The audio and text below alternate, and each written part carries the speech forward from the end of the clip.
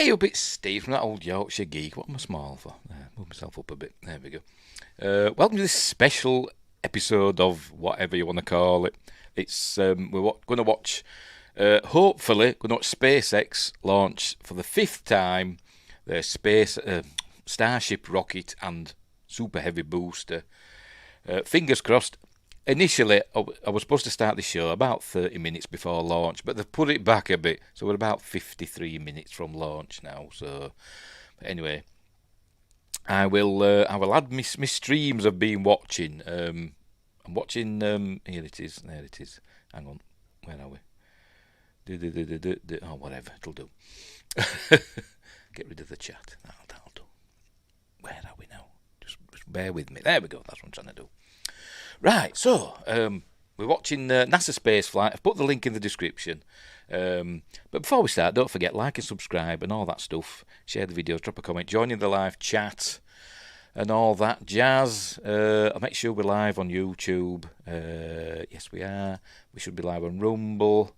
Just let me refresh that, because that looks to be miles behind. Yes, we're live on Rumble. And we're live on Twitch. Yes, we're live on Twitch. Hopefully this launch will go off. As you can see, it's still dark in Boca Chica in Texas. The launch is going to happen round about sunrise. So it's going to be like a twilight launch if it goes ahead. Apparently they've just started fueling the rockets, the booster and the main stage, the Starship part, which is what we're seeing there. That's tower venting, so that means there must be fuel going up the tower and into the vehicle, as they say. So there we go. So I've just got to talk for like 50 minutes, and I don't know what to say. What I've not said before. Hopefully it'll happen like the intro I've just played, and it'll all go swimmingly. Oh my! They're also going to try and catch the booster with the chopstick arms. Hopefully they'll show a picture of them in a minute. Hopefully they're gonna, the booster's gonna come back down and they're gonna catch it out of the air. Fingers crossed. Fingers crossed. It's a pretty, it's a hefty thing to catch out of the air.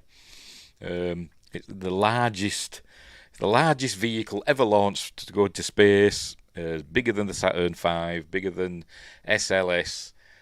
It's the biggest. And the most powerful with its 30. I can never remember how many engines it's got. 32, 33, I can never remember. Anyway, so let's have a look and see what SpaceX is saying. I'll just swap over that and hang on, let me where are we?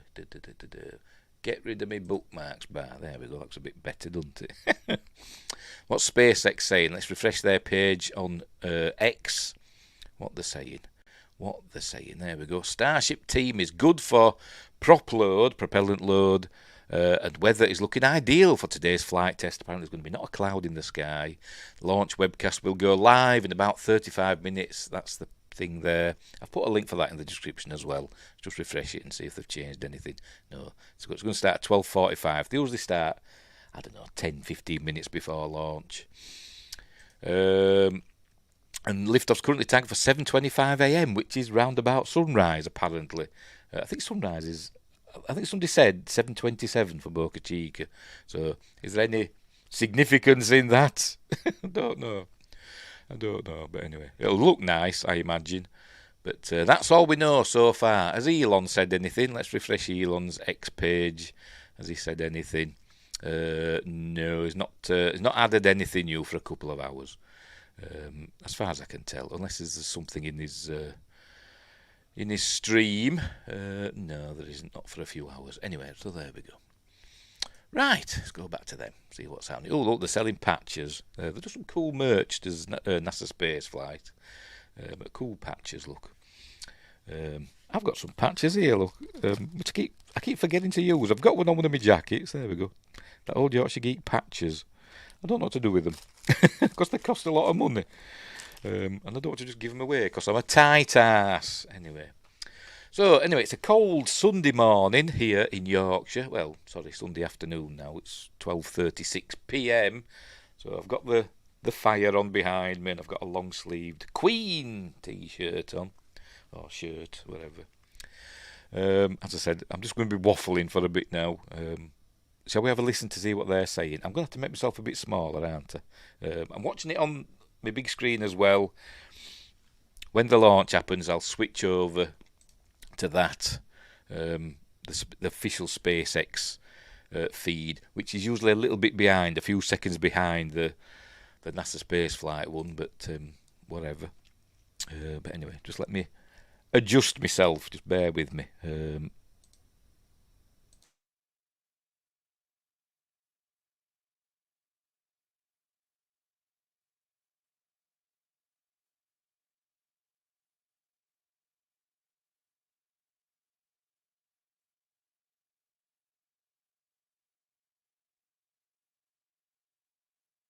Right, bit small. So you can see what's on screen. Anyway, anybody watching apart from me? Is there, heck? Only me watching. Because it's Sunday. Everybody's in bed. Everybody, I'm going to drink. I've just realised. I'm going to go make myself a cup of coffee. So we'll put their audio on. I'll mute myself. We'll put their audio on. And I'll stop my camera. So we can listen to what they're saying for a minute while I make myself a cup of coffee. From a potential catch of a super heavy booster. How does that feel? Like, why is that a sentence? You know what? How I feel? I feel like SpaceX is crazy, honestly, because it's a huge honking booster, like a stainless steel skyscraper that's coming back to land, get caught, whatever you want to say, where it took off from. And if they pull this off, it is going to be insanity. Yep. Like, and to set expectation, even if they don't pull it off, even if they... It'll still be insanity. Yeah, even if they, I don't know, if they get all the way and then the last minute, I don't know, something goes wrong and they miss it just by a bit. It's still insanity. It's this company has... I mean, that's why we love to watch them. Like, yep, they love insanity. I think... I like it in chat. Believe. Everybody in chat needs to say believe. Everybody should believe right now. Hey, I saw a couple people asking if this is the legit stream. Do we sound like AI voices to you? Have we tried to sell you crypto yet? Like, no, that's not a thing. I like this. All the believes in chat. This is a legitimate stream for certain values of legitimate. I know there's a lot of scammy streams out there where they're like, oh, Elon, update, new nuclear-powered Starship to Uranus or whatever, right? Those are all over YouTube. That's not us. We're real people. These are our cameras that we put out, blood, sweat, and tears so that we can share this stuff with you. Does that make it a real stream? I mean, I guess it is. I would say it's fairly real. It's pretty real. It's feeling like it's getting pretty real. Absolutely. But anyways, be on the lookout for all the fake streams and these named SpaceX. SpaceX doesn't stream on YouTube. We do stream on YouTube. So this is a legitimate place to hang out. So how are we looking? We got confirmation, Alex, while I'm over here yammering. What do we get confirmation of? We got confirmation from SpaceX that indeed ship propellant load has started. So propellant load has started on Starship. And you know what? We should probably figure out what else we're going to be seeing here in the next few minutes, counting down to liftoff. At T-minus 1 hour and 15 minutes, with the tank farm conditioned and the propellant transfer lines being prepared for propellant load, SpaceX's flight director will poll operators whether to go ahead with the propellant load sequence. This propellant load sequence will be very similar to the previous two flights, with the ship being loaded first, followed by the Super Heavy booster. Also for each vehicle, methane load will begin first and will be followed by liquid oxygen load a few minutes later. The timing of these events, while largely similar, has been tweaked a bit for Flight 5 compared to Flight 4. The ship's fuel load will now start at T-minus 49 minutes and 50 seconds, while the ship's liquid oxygen load will start at T-minus 48 minutes and 40 seconds. This is 50 seconds and 100 seconds earlier, respectively. For the Super Heavy booster, the fuel load will begin at T-minus 40 minutes and 40 seconds. This is 40 seconds earlier than for Flight 4, but the liquid oxygen load will actually start later in the count than for Flight 4 by almost 3 minutes, starting at T-minus 34 minutes and 3 seconds in the count. Once propellant load has started into each of the main tanks of the rocket, frost will start to accumulate on the outside walls, which always helps with following the status and progress of this process. As the tanks are filled, vents at the top of them will activate from time to time to keep pressures in check. This is because the inert gas that once was inside of them will have less and less room available as the propellant load continues. This increases the tank pressure, and obviously nobody wants to find out what happens if that's left uncontrolled. At T-minus 19 minutes and 40 seconds, the Raptor engines will begin chill down on both vehicles, conditioning them for ignition and flight operations. Around this time in the count, the ship's header tanks will also start filling with propellants. This will result in even more venting from the ship, but this time from the nose cone. After loading over 4,500 tons of propellants across all 6 of Starship's tanks in less than 50 minutes, the propellant load sequence will end, wrapping up first on the ship at T-minus 3 minutes and 20 seconds, followed by the booster 30 seconds later. It's in these final minutes of the count when other events take place as well, such as the release of the hold-down clamps on the launch mount, the configuration of the onboard computers for flight, and the arming of the automated flight termination system. SpaceX has an optional point in the count at T-minus 40 seconds where the clock could be paused for about 15 minutes if teams were to need some extra time or if the vehicle and ground computers were to detect an issue before proceeding with the launch. Since it is optional, SpaceX could decide to not use it and just keep counting down. We're always hoping that that's the case on all launch attempts. At T-minus 30 seconds, the team will give their final go for launch. The detonation and suppression system will also activate on the launch mount, clearing all gaseous methane from the area underneath the engines ahead of Raptor ignition. At T-minus 10 seconds, the flame deflector and water deluge system will be activated to protect the ground underneath the launch mount from the energy produced by the engines. Then, the Raptor engines will ignite at T-minus 3 seconds in a staggered sequence. First, the 13 center engines will ignite, followed by 15 of the 20 outer engines, with the last 5 outer engines following shortly after that. But the Raptor engines won't be started at full power so that the rocket doesn't immediately take off. If all engine health checks are cleared and all launch commit criteria are met, the rocket will command throttle up at T0 and the rocket will start to lift off about 2 seconds later. From then on, excitement is guaranteed. Alicia is fantastic. That's right. I'm back. I was just listening to her. I didn't want to interrupt her when she was giving us that vital information about what's going to happen. They're loading propellant, methane, and liquid oxygen. I bet it smells. I bet Starbase, whatever the hell they call it these days, I bet it smells because methane's a pongy gas, isn't it? But anyway, I wonder what it smells during launch as well, burning all that methane off. I bet it's a bit whiffy. But it smells muck spreading. I bet that's what it smells of. Anyway, so the sun's still not come up. It's not even getting twilight. Well, I don't know. It's getting a little bit lighter there, but the wide shot, it looks very dark still.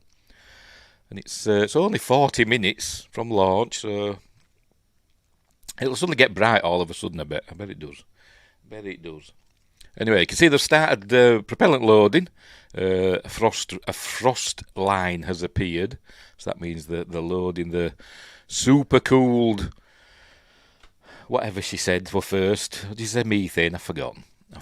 But they're loading that up. I think they usually do both at the same time. We might see 2 frost lines if they give a wider shot. I can't tell. Anyway, see if there's been any updates on the... Oh, hang on, what's happening then? Oh, there we go. Or maybe I'm thinking of the booster. I don't know. But anyway. Any updates on the X page? There we go. Propellant load of Starship's upper stage is now underway. Right.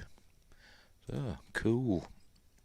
And they usually go reasonably quickly compared to what it used to be. It used to be quite slow propellant loading, but now they do it quite quickly. I mean, you can see that line's getting visibly larger, like my waist. But I'm on a diet. You know, he says eating a bloody time out, but they're only, what does it say? I don't say. 80 calories or whatever. I'll be doing my exercises later, don't worry. Dear. So, what we're going to say? There was something else I was going to say as well, and I forgot what it was. This launch, they said they're going to attempt to catch the booster in the chopsticks. There they are, waiting. Going to catch the bottom part, the top part, the Starship part, upper stage, whatever you want to call it. I think that's still going to, land in the sea somewhere in the Indian Ocean. And I don't think they'll be recovering it. But they said that about the first, the last IFT4, didn't they? They said they weren't going to recover either stage, but they ended up recovering some of the engines, didn't they, from the booster. So anyway, but we'll see. Oh, they're showing us the chopsticks there. Let's have a listen, see what they're saying. Hey, she was reading off my script that I wrote if it's for that echoing, video. let me know. One of the things that I really wanted to emphasize on that video was the part about the tanks venting continually as they keep loading, precisely because that pressure keeps growing. If you don't release it, then that's a bad thing. And so maybe if we can go back to the ship view, you can already see that progress, that sort of process occurring already on the ship as it keeps being loaded with propellants. And so you can see now as well that methane tank on the booster getting frosty, which is nice. But yeah, if you see regular venting, like short vents every now and then, don't worry, that is not depressed vent. Sometimes people get worried that it might be, they are aborting or something like that. No. That's normal. That is the regular process to keep those tanks. There goes what I was saying. Check. Loading both parts at once. By the way, Frost does line anybody there, need room frost line service? Because they were just knocking on our door. I don't know if y'all heard them knocking on the door and we're like diving for the mute switch, and they looked in here and they're like, what is going on in this hotel room? I think they were asking if we need you like towels or whatever. Towels, Yeah. No, we're good. No, we're good. But do you know when Starship is launching? But don't panic. Right. We should have brought them in so they could watch the stream. We're like, did you see this ship? This Mars rocket that's launching from Texas today? Hey, look at that. Real quick, eGreg57, another first super chat on a live stream. It tells me when it's the first super chat. Thanks for all you do. Thanks for the super chat. Keeping it quick. Seems like there's a lot of waste, doesn't it? A lot of waste gas. Unless it just looks more than what it actually is. The ULM It's vent essentially has condensation or whatever, isn't it? It's one of the early indications that liquid oxygen load is underway on the booster. And I believe SpaceX just confirmed that propellant load of the Super Heavy booster is underway. So, Alex, correct me if I'm wrong, but this diagonal vent, does this normally sort of fall back down towards the ground and coast along the ground more? I don't recall seeing this vent sort of just continuing up at an angle like this in the past. Am I crazy? Is it just conditions? It's happened before. Yeah, I'm mostly sure that it's probably for other streams where we are covering these like full stack testing or whatever. We're focused on other kinds of things, right, going on. So it's very easy helicopter. A helicopter landed earlier on, but it tends to be winds like that too. Yeah, like the winds and also the wind. Yeah. Yeah, the wind they almost like break the flow. Yep. You have like heavier wind, and they break this flow of the stream, and of course, basically no wind today is present, so it's just continuing its course, like it's just going off in that direction. We are also seeing more and more light, by the way. Like depending on the camera, you shut them up a minute. I'll just lower them right down. The cameras are going to get better and better. The higher the sun comes up, the more earlier on, a helicopter landed, and they thought, is it a Coast Guard helicopter? Because it had the red stripes on. Don't know. They suggest that it might be just a helicopter that's been hired by SpaceX to basically film the rocket taking off. They used airplanes before and drones. So this time they might have gone for a helicopter. Maybe because helicopters can hover and they can get a good view of the catch attempt. Maybe, I don't know. But anyway. So I think that's what we could hear then, that helicopter. Helicoptering about, so to speak. I see a bunch of people talking about no catch attempt. Apparently some people coming through trying to troll or give bad information, maybe from other worse information streams. We haven't seen any official information from SpaceX saying that they have aborted the catch attempt. As far as all the official information goes right now, they're still full tilt towards not only the launch but also a catch attempt. So this is such a huge problem. Like people putting false information out there. Sometimes they want your clicks. Sometimes they want your Bitcoin wallet or whatever the heck those. I don't know what they're trying to do with those streams. Yeah. But as of right now, the catch is still maybe. It is still a maybe. Yeah. It is still a maybe. Yeah, because there's a human in the loop. Look, they've got 106. I can't see from my fat head. 108. Well, going to be more. 108,000. 109,000 people watching their stream at once. After the launch, it's going to go down Oh dear! It's going to If separate the only. Starship, continue going all the way me. around the world to the Indian Ocean, and then the booster will get the decision whether it should come back or not. This is I really think for all the people that getting confused here, if you see a stream that is official SpaceX on YouTube and has an Elon Musk talking probably about not. Bitcoin, Yeah, don't listen to that. not the right. Yeah. Don't listen to whether or And- not there's going to be a catch from that stream. And B, if they would not go for a catch attempt, I would promise you we would report it. Like Yeah. we are not withholding stuff like that. As soon as there was any reportable confirmation, conditions, word from SpaceX, whatever it is, we would get it to you. Yep. All right. 100%. That's right. Did Scott actually say that somewhere? I'm going to just trust it because it came from Alex. Scott says this is the most official SpaceX stream on YouTube. Thank you, Scott. SpaceX's Yeah, I stream saw has that comment that I started, but put in not the back doing channel. anything yet. We take that. Oh, jeez. But no, we're for real. Like next time we say we're for real, we're going to have to show the cameras and we'll like look at the camera and be like, we're There's a for human real. in the loop. Deep fake Quick, this. get him out. Now they're going to show the cameras when we're not looking. Surprised But they haven't- whatever. You know, Yes, being they people will- trying they to will catch sneak us in. off guard. You know, they block the road and I all thought that, that transition so would that be people can't cool. drive Look in. at that. I'm surprised there hasn't Absolutely been people trying to sneak in Yeah, on I foot. mean, this is, I To, almost don't either wanna just say get a it, closer because look or photographers to of other sabotage or people, whatever. like jinxing Unless it, they've got super but air this looks security, like I don't know. perfect conditions for I know they have launch. those dogs Adrian, the last patrolling, time I don't was they? on Them the roof, robot dogs we couldn't see from anything. Boston Yeah, Dynamics. I was on the roof of the hotel, the Margaritaville Resort I up in don't South know. Padre Island.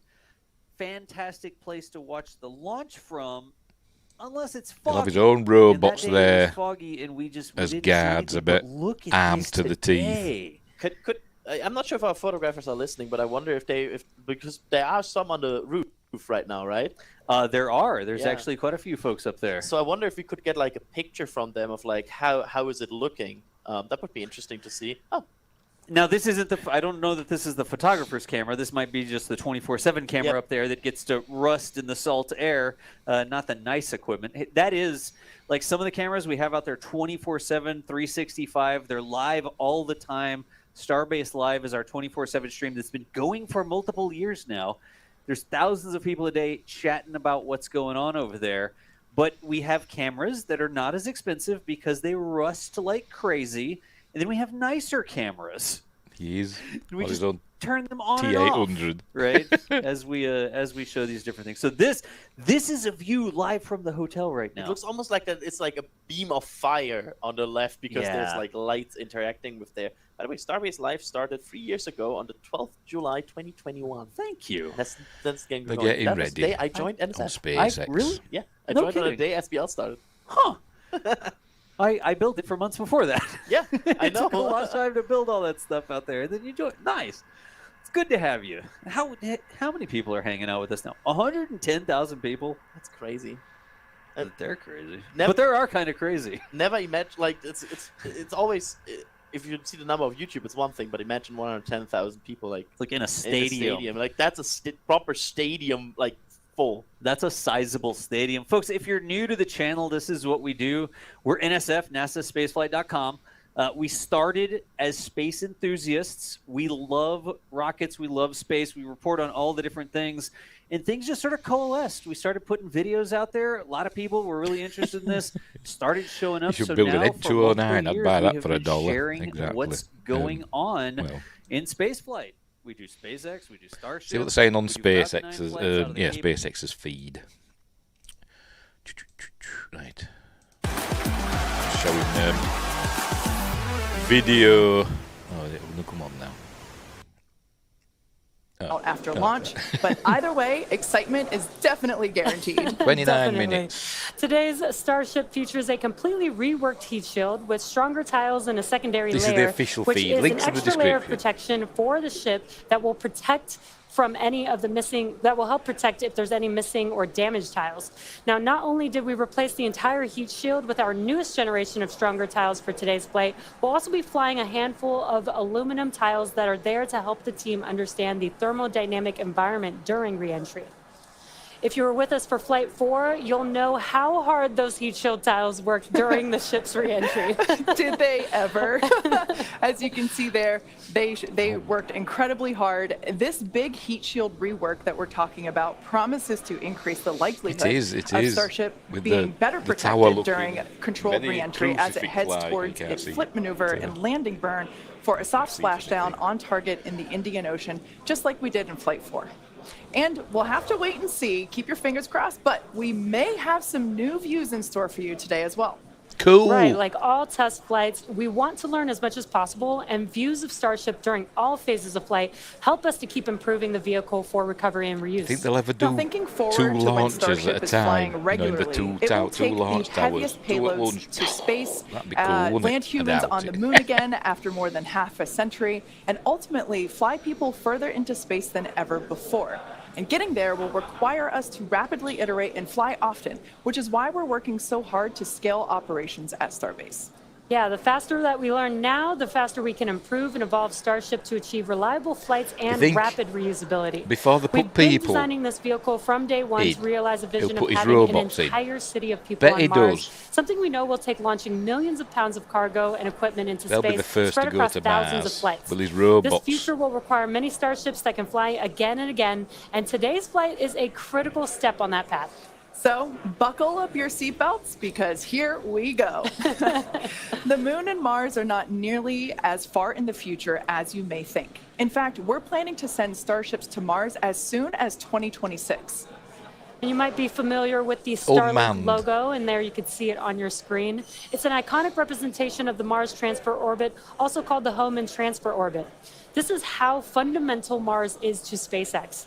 This transfer window, or a time when the Earth and Mars are the closest to each other, opens every 26 months and is only open for about 2 to 3 months at a time for a vehicle with Starship's power.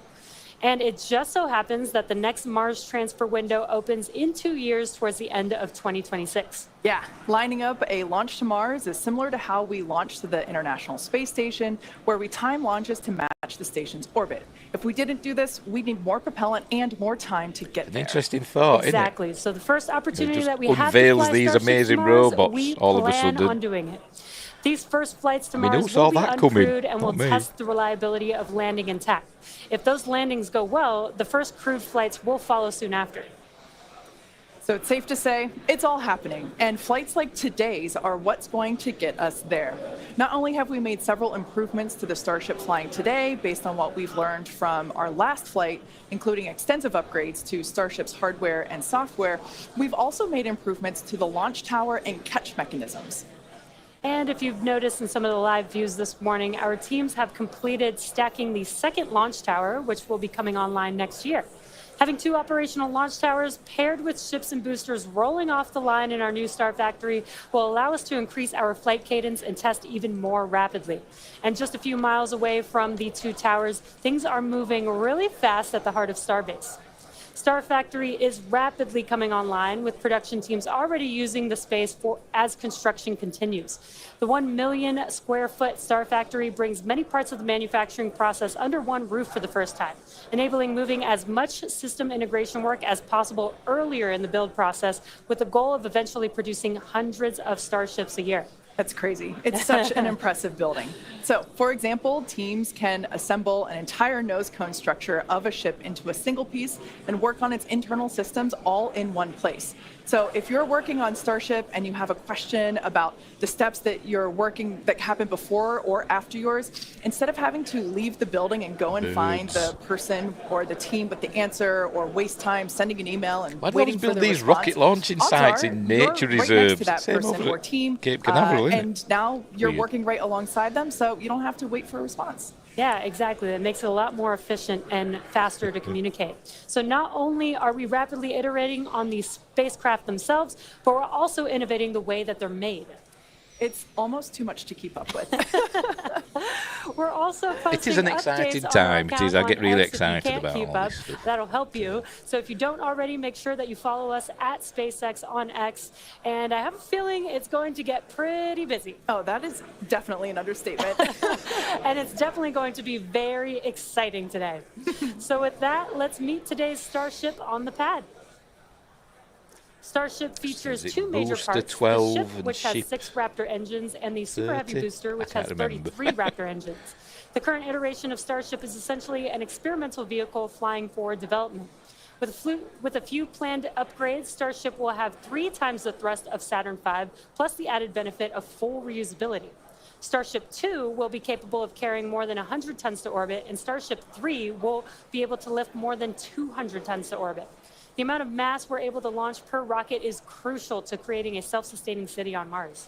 Now, to get a sense of how big Starship is, let's start with the average size human, which is about 2 meters high. Towering over our average human is the length of the Millennium Falcon, which comes in at 35 meters. Our Falcon 9 rocket, with the payload fairing attached, is double the size of the Millennium Falcon, standing at 70 meters. And nearly twice the size of that is the fully integrated Starship at 121 meters tall.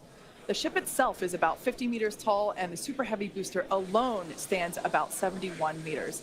And even crazier, I think that'll be a way off. Eventually, the ship and booster will get even taller It's with a way off future yet, I design think. iterations. But not Can't imagine it being taller than that. silly way off. I think Starship's they'll first do a stage few has more a launches diameter and of stuff, roughly won't they? Before the 2.5 times that of capture, Falcon 9, restack, and with refuel 33 launch, much larger you know, Raptor within engines, which you can see there a on day or whatever, or within a few Moving hours. Up the vehicle, the That's ship what he's wanting, features isn't it? 6 Raptors, He's wanting a quick 3 turnaround, sea-level isn't it? engines, Within and 3 hours. vacuum engines, which are optimized to operate in the vacuum of space.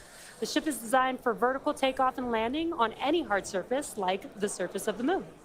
The ship is also outfitted with 4 flaps to help aerodynamically control the vehicle's attitude during atmospheric flight and enable a precision landing.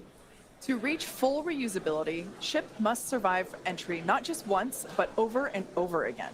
It took the teams at SpaceX about 3 years to develop the heat shield on Starship, I and think development for improvements is prediction still ongoing. time. I think within 50 The ship's years, heat shield is we'll have found a composed way of to get into 18,000 orbit and into hexagonal space ceramic without tiles rockets. designed We'll to find a insulate the launch vehicle system during that doesn't atmospheric use entry, where temperatures can be as high chemical as fuels to- 2,600 degrees Fahrenheit. with the big And boom. We'll naturally, find the some other tiles are way, designed for anti-gravity or rapid something reuse like with that. no I bet we do. refurbishment between flights. Within 50 As you years. mentioned earlier, today's Starship features a Not that I'll be completely around then, reworked but heat anyway. shield with stronger tiles and a secondary protective layer. This promises to increase our chances of Starship making it through a controlled Unless I have my re-entry consciousness and hopefully a transferred little into more one of intact Elon's this time around. robots, then I'll still be around. And in between our first and second stages is our hot stage, which we last saw in action on flights 2, 3, and 4. Speaking of, let's take a trip back in time and talk about that last flight. On June 6th, Starship successfully lifted off at 7:50 a.m. Central Blimey. Time from Starbase, Texas, cleared the launch tower, and went on to accomplish Gimbal. several major milestones and firsts.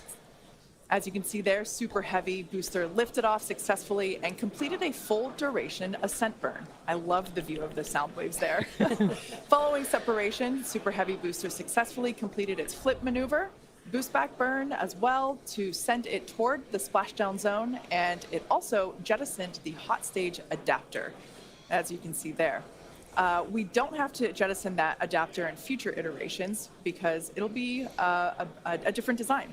Now, as you can see here, the booster is returning back to Earth using those hypersonic grid fins to steer it. Those grid towards fins are as big as a precise car. landing, in Just the gives Gulf some of idea of Mexico. scale.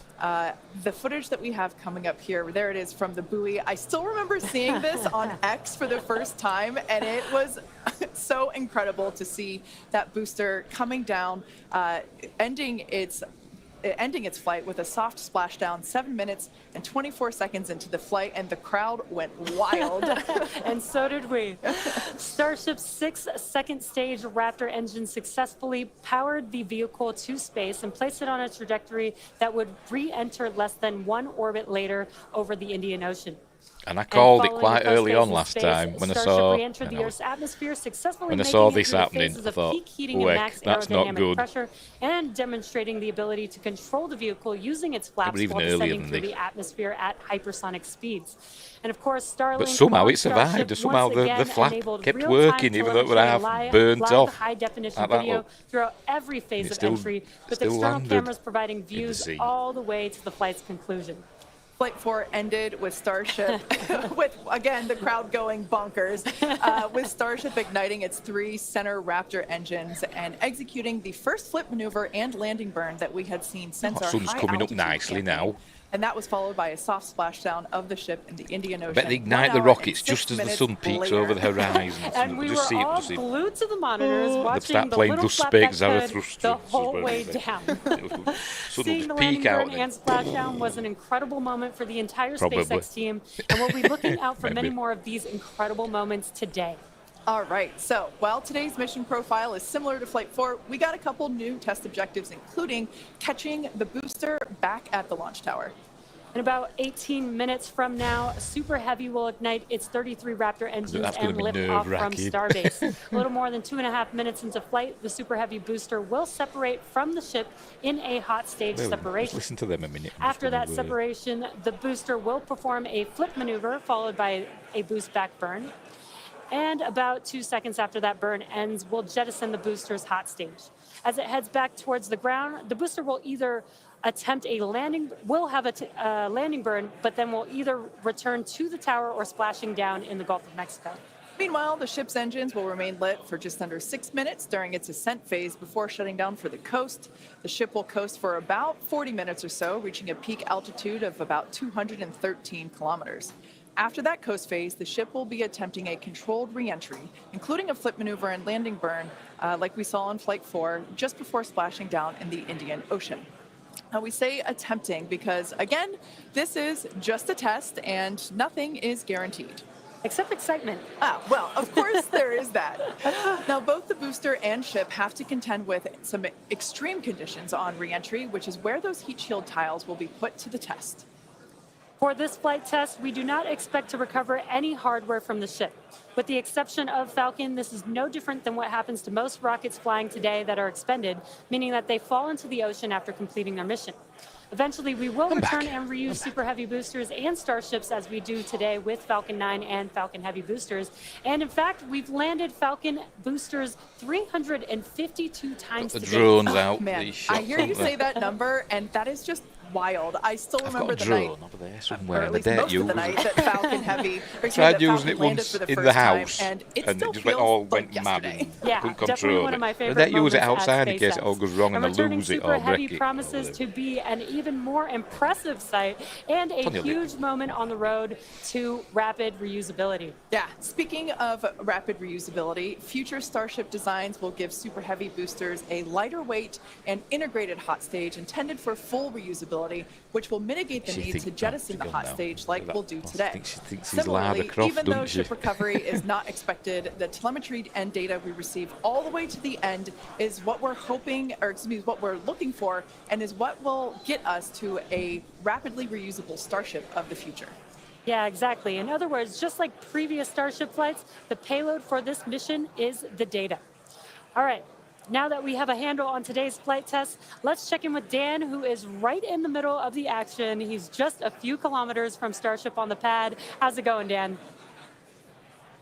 It's going great, Jesse. Just adjusted Welcome my back arm to so you can Starbase, everybody. It's see been that. far too long. A bit. Little change You of see it. scenery this time. Right behind me is the Launch Control Center, where Can you hear me? our Hear me now? flight controllers are counting down to our liftoff at 7:25 Sci-Fi says, a.m. have you Central. heard of the We are a Sabre little bit engine? later No, I in haven't our heard of that window.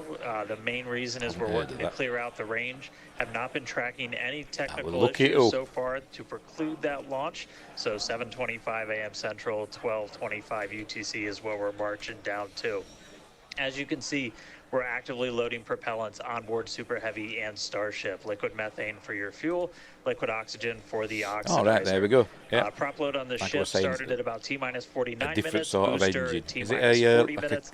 We're going to keep scramjet loading sort of propellants thing, on or those vehicles right down to the wire. Ship will close out in about 3 minutes and 20 seconds before T0, and then booster just about 30 seconds later.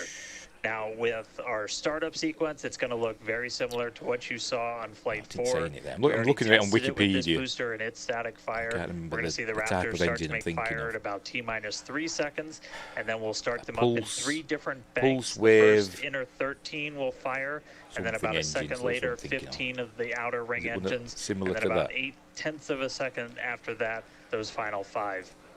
Another pulse reminder, wave if detonation we need to engine, hold, that's what I'm thinking. we have a built-in spot at T-minus 40 seconds. We can hold for stuff like if we need to finish clearing the range or if any other technical issues pop up, just kind of in the last second. But if there's nothing holding us back, we're going to go right past that. They've been around for a while, haven't they? So, been around for a while. As of right now, we're just under 14 minutes away from liftoff, not working any technical issues. Range is expected to clear. We're just clearing out a few more boats.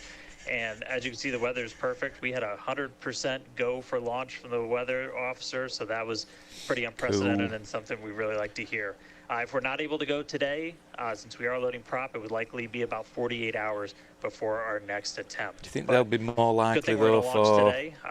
Really looking forward to being able to turn around and see like it this time. The Virgin, counting down to 7:25 a.m. Virgin Central. Orbit, Virgin and Galaxy, I'll see you guys in a couple where they minutes. launch We'll send it back to you in Hong a Kong. vehicle to orbit Thanks, from a Dan. plane. Now, one of the most exciting objectives for Flight 5 today is attempting to return the booster to the launch site that you see right there, and it will be caught by the tower. We refer to this simply as booster catch. As you've heard us say, Starship and Super Heavy are designed to be rapidly reused, which is why we've developed a novel way of returning the vehicles that leverages the same hardware we use for stacking ahead of flight. Right now, when we recover our Falcon boosters, they either return to a separate landing zone on land or to a drone ship in the ocean, both of which require time to transport the vehicle back to the launch site. In order for us to achieve truly rapid reusability, we need a quicker turnaround. And you can't get much faster than returning the launch vehicle right back to the launch site where it needs to be in order to launch again. For today's booster catch attempt, while there are thousands of criteria that need to be met, there are 3 primary gates that will be in play. In order to proceed, automated that's not checks real, have to is it? indicate we have that's a healthy CG, booster isn't it? and a healthy tower, simulation. and the flight director must issue a manual command, They're not which that is close informed together, by are they? manual checks from the flight control team. If this command is not sent prior to the completion of the boost back burn, or if automated health checks show unacceptable conditions with Super Heavy or the tower, the booster will default to a trajectory that takes it to a landing burn and soft splashdown in the Gulf of Mexico. Now, thinking to the future when we're operational, after a booster returns to the launch tower, it will be inspected and reloaded with propellants and then ready to launch another ship to orbit. For today's test, however, we're only going to attempt the catch, like Jesse said, if everything on the booster and tower checks out after launch. And of course, we will let you know as soon as we know if it's a go. We're going to be listening very keenly for that call out. Now, as always, we accept no compromises when it comes to the safety of the public and our team. So to that end, the area all around the pad and the flight path are cleared well in advance. Exactly. A lot of things have to go right in order to line up the booster catch. So don't be surprised if we don't attempt the catch today. Either way, today's flight will generate data that will continue to inform our future flights and help us get to that operational cadence. Yeah. Oh, you can't forget what else it will generate. Are you thinking what I'm thinking? I mean, I was going to say a sonic boom. Oh, I was going to say excitement, but that's a really good reminder. Now, if we do make it to a catch attempt today, Super Heavy may generate a sonic boom upon its return. And that's basically a brief thunder-like noise that we hear when an aircraft or other object travels faster than the speed of sound. Anyone that has been in the area for a Falcon 9 land landing in Florida or California, or even some space shuttle landings, may have heard one of these. Generally, the only impact in those surrounding areas of a sonic boom is the brief noise, with variables like weather and distance impacting if or how the sonic boom is heard. Here's a brief look at how these sonic booms look and sound on Falcon. Please no unplanned rapid I know disassembly. RUD, rapid unplanned disassembly. Don't want any IUDs. Provide quite a show. Particularly at the catch stage. I mean, what damage if it blew up? And they're trying to catch it. What damage would that do to the tower, to the launch mount? Booster landing leg deployed.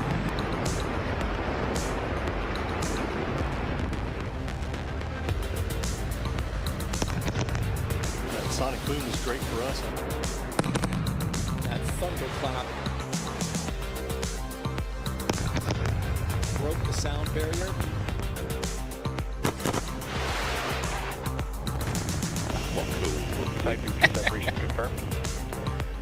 Oh, go on, 2 at once. There, 2 at once. Just heard the 2 sonic booms here in the room. Booster landing confirmed.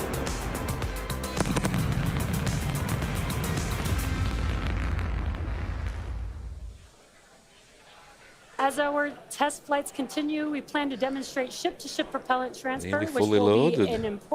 which will be important in preparation for Starship taking astronauts to the moon as part of NASA's Artemis program. I bet they have. SpaceX will perform one uncrewed I can't have a demonstration long flight delay for because NASA's I think Artemis 3 mission, the launch is close to the end of the window. Since So 1972. I bet there's a slight delay. Also, in preparation for missions to the moon and Mars, we're gaining tons of knowledge from our human spaceflight missions, including free flyer flights like our recent commercial astronaut mission Polaris Dawn. Polaris Dawn was the first of up to 3 missions in the Polaris program, which is demonstrating new technologies, conducting extensive research, like and Katie will culminate in a Sackhoff. flight of Starship with humans on board. After nearly 5 days in orbit, Dragon and the 4-person Polaris Dawn crew safely splashed down on September 15th off the coast of Florida, completing the first human spaceflight mission of the Polaris program.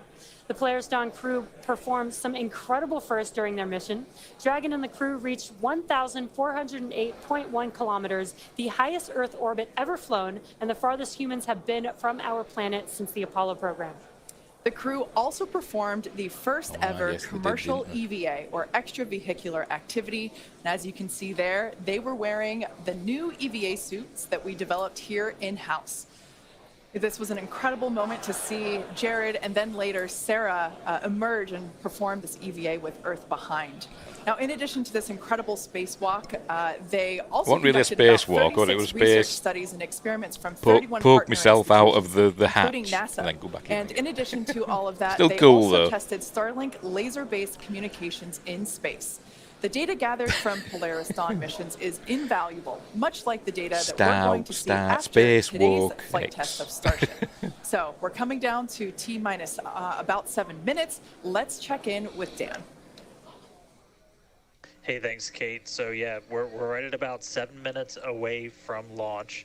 The main thing we are still working is that range clear. Again, we have to make sure boats, airspace, everything is cleared out of the way for our ascent corridor, basically the Gulf of Mexico, where we're launching through before we can actually launch. I watched that took a long time, yes, it clearing did. out just It a took few ages, more didn't boats. it? I We thought do there was have something a wrong. window, remember.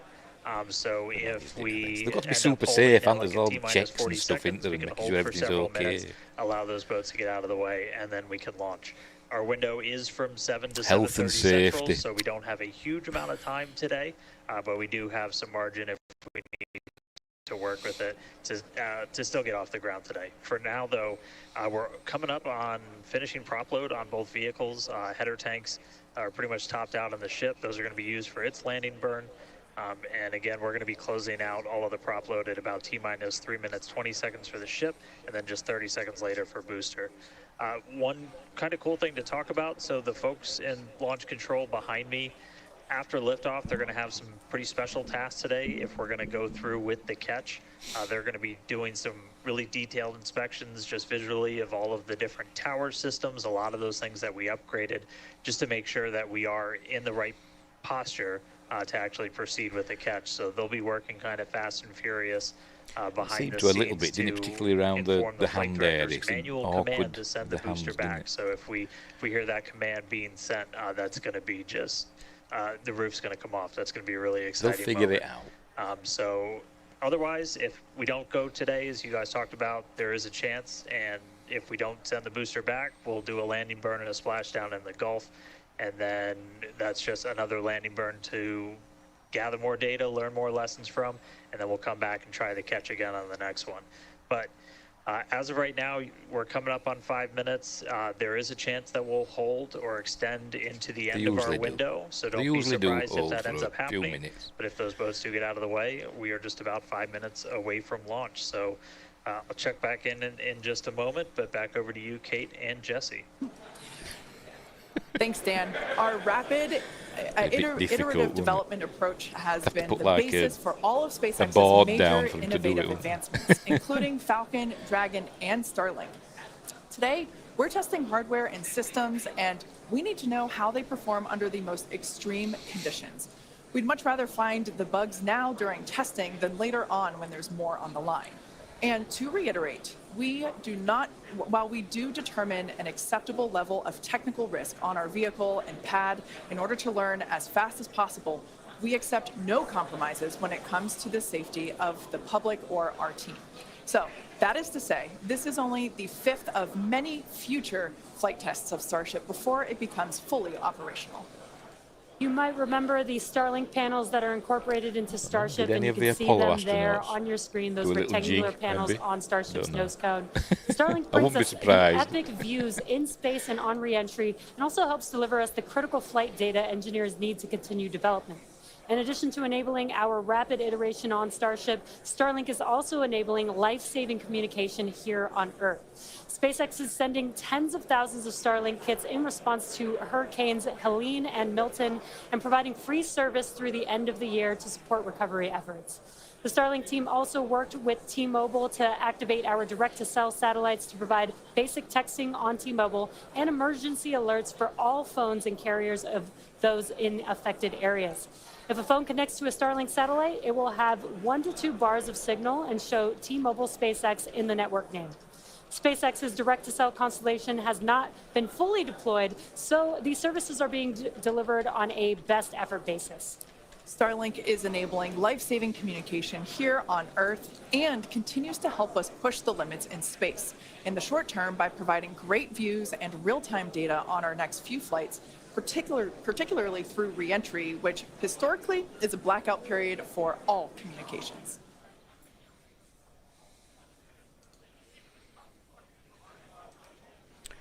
Is Elon going to launch more Starlink satellites? Yeah, probably. All right, so we're coming up on 2 minutes 30 seconds Imagine away he is. from launch. He carry on, won't it? They've got to anyway. There's a pretty good chance we're going to hold some of the them, T-minus 40 they lose seconds, some of them, don't they?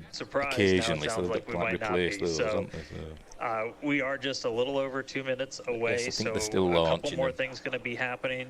We did just close out our propellant load on the ship and the booster, so 10 million pounds of propellant on that vehicle on the pad here at Starbase, getting ready to go. We're going to start clearing out all of the lines that are basically pushing all of that propellant to the vehicles. Those get cleaned out or cleared out on the ground before we lift off. We're doing some final checks on the vehicle, the thrust vector control that we're going to use to steer it, as well as a minute, under 2 minutes. Doing its final and how long the hold will be. Our final checkouts, but I'm getting that feeling in the pit of my stomach, a bit like at the beginning of a Formula One race when they wait for the lights to go out. At our liftoff time of 7:25 a.m. Central, 12:25 UTC. So that puts us 1 minute 20 seconds away from launch. Still not tracking any technical issues. That range clear is the only thing that's been potentially poking at our launch. So I'm going to start to quiet down. We'll hear our flight director for today, Tristan Pierce, give some of the final call-outs. As of right now, we are 1 minute away from liftoff. China probably scoops them from orbit to copy. Probably. That was a cheer, so that means we're not going to get a hold. Oh, they're all cheering.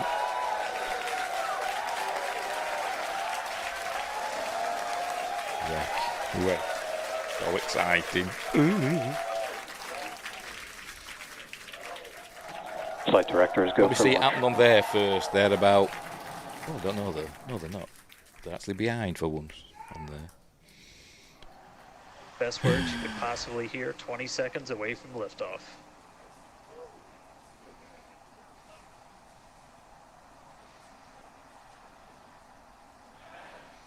Oh, here we go. T-minus 5, 4, 3, 2, Oh, 1. the water thing, deluge. Here it goes. Ignition. We're off. Fingers crossed. Lift off. It's moving. It's going. Vehicles pitching Lift down off. All engines have ignited. All 33 have ignited. Oh, you can't see it's behind me. Hang on. There we go. Booster after chamber pressure nominal. There we go. All 33 engines have ignited. One didn't ignite last time, did it? 30 seconds into the flight, the rumble's just starting to reach us here at launch control. It goes. Booster and ship, avionics power, telemetry nominal. 33 Raptor engines.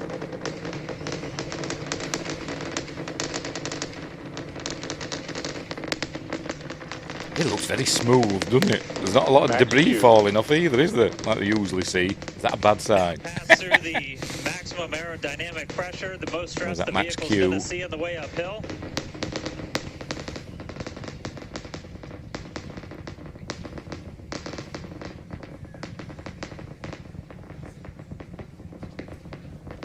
Our next, see our the next major plume expanding as it gets higher. Be hot staging. We're going to see the engines ignite on ship to push it away from the booster.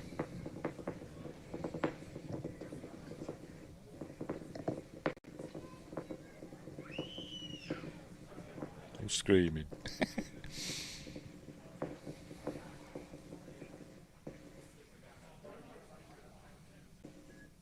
All right, so hot staging is going to be the next thing coming up. First, we're going to see the booster's engines start to shut down. All but 3. We're going to do what's called most engines cut off instead of main engine cut off, because 3 are going to keep going. And then we're going to see the engines on ship ignite. Right. Okay.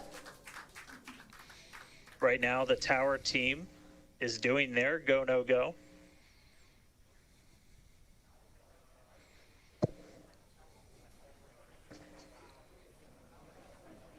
And we might hear some really good words soon, too. All right.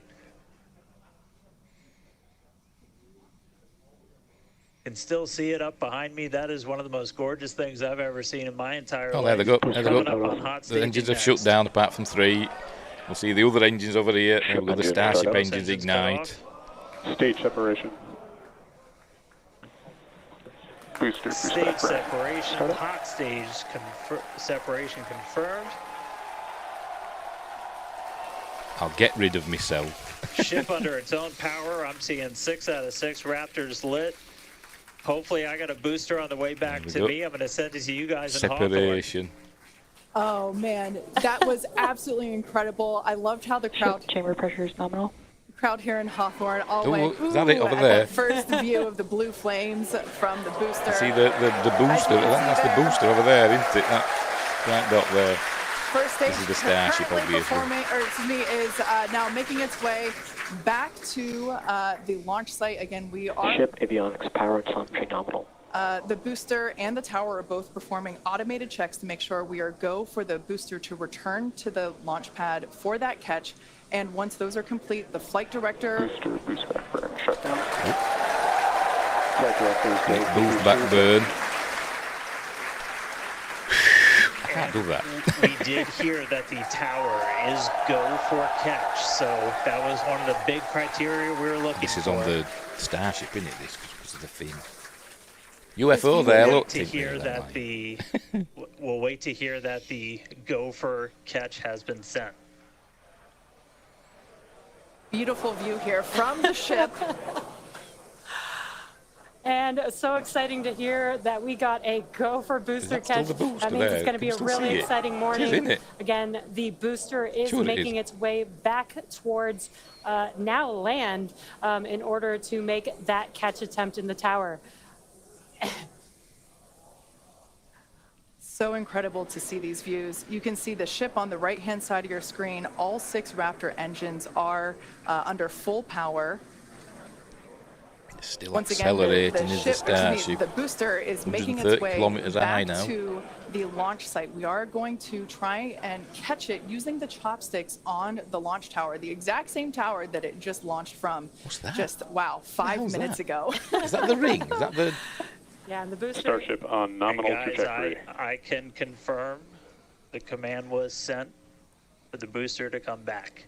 That is incredible So I'm looking up news. right now. Is that the hot stage ring? It's pretty much right overhead of us, and we can see it. Somebody's going to say start there's a come down. UFO. I Shadowing can't it. wait for us to hear the sonic I think it's the boom hot stage through ring, isn't it? Dan's mic. Right. That is going to be incredible. It was so cool to hear the liftoff. And so once again, it's successful on-time liftoff of Starship Flight 5.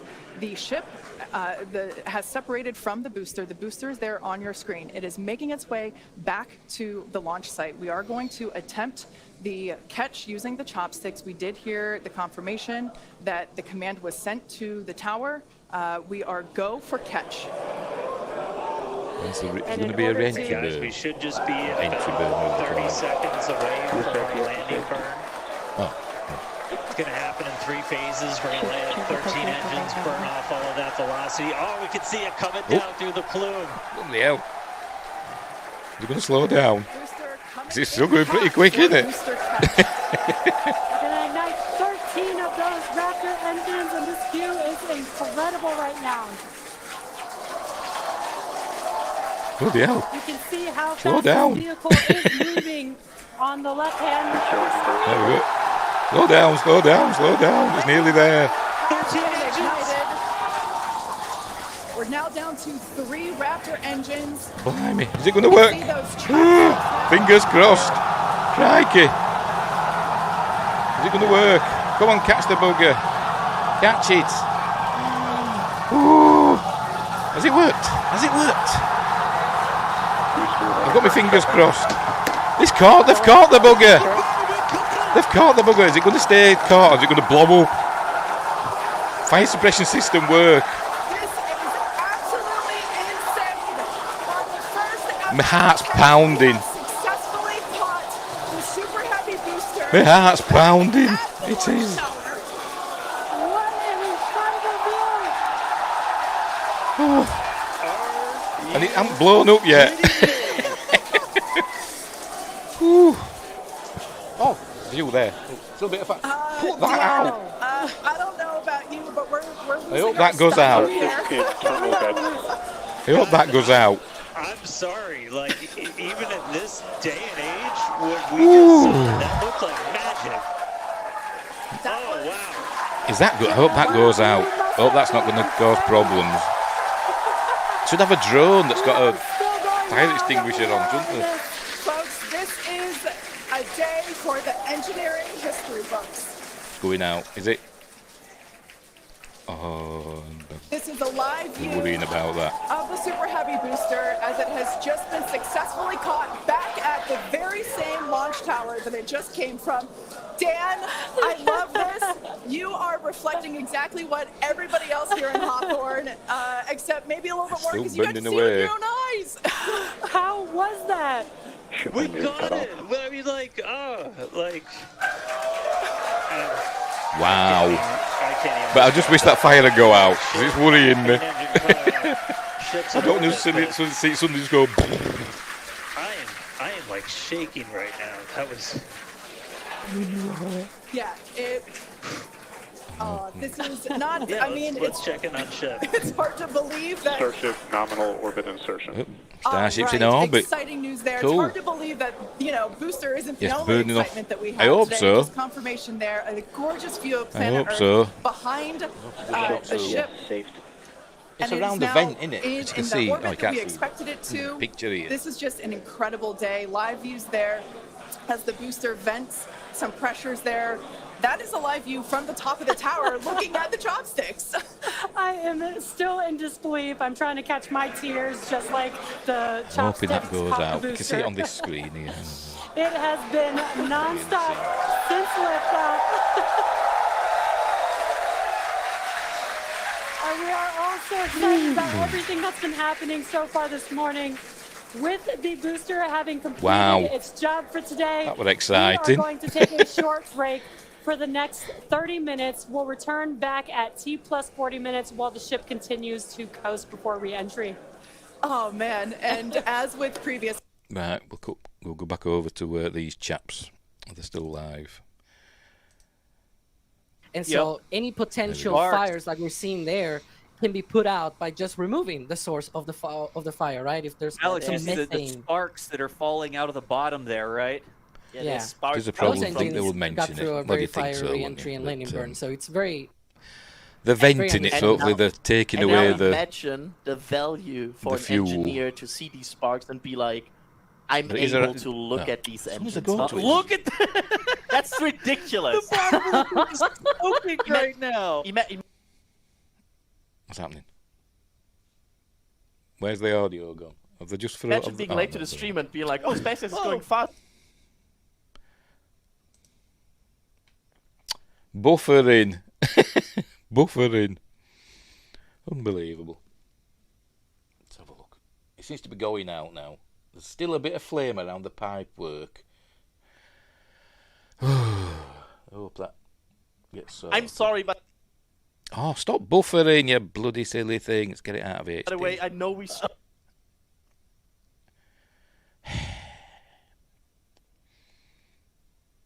Right, we'll lower the quality, see if that stops buffering. At some point during the last... Buffering. Put it down to 720, see if that helps. See if that helps. Don't look like it, does it? Unbelievable. See, they're using Starlink, Elon. It's not good enough yet. Well, I don't know. This is NASA space flight, isn't it? This isn't SpaceX. This is it's NASA space flight's feed.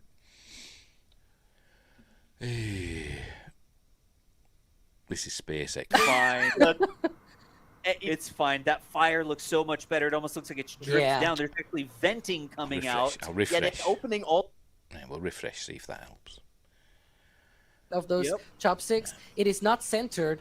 They are able to do that later with like little pins that are on the rail. Once they get to actually safing the booster. Priorities, right? First, save the booster, then adjust it. The big cascade we see coming down the There's side. A bit of fire there behind that pipe work. I'm mostly sure that is the fire suppression system probably being activated. Okay. Just again, controlling that environment underneath the engines. If there's any leak in there, as I said, you'd think they'd have a drone or with like a fire extinguisher on. Whatever might happen, you don't want methane to build up in there and create a flammable, hazardous environment, right? Hey, good luck, ship going down range as well. Revenge of the Sith at the beginning, the fire ship. the ship in the orbit right now. Hey, by the way, guys. What was that? Wait, we got to go back to that shot. Look at the still water in the reflection. Oh, was there part of a chine that was off or something there? Yeah. I'm not sure what the previous camera was. There. Oh, yeah, that chine is open.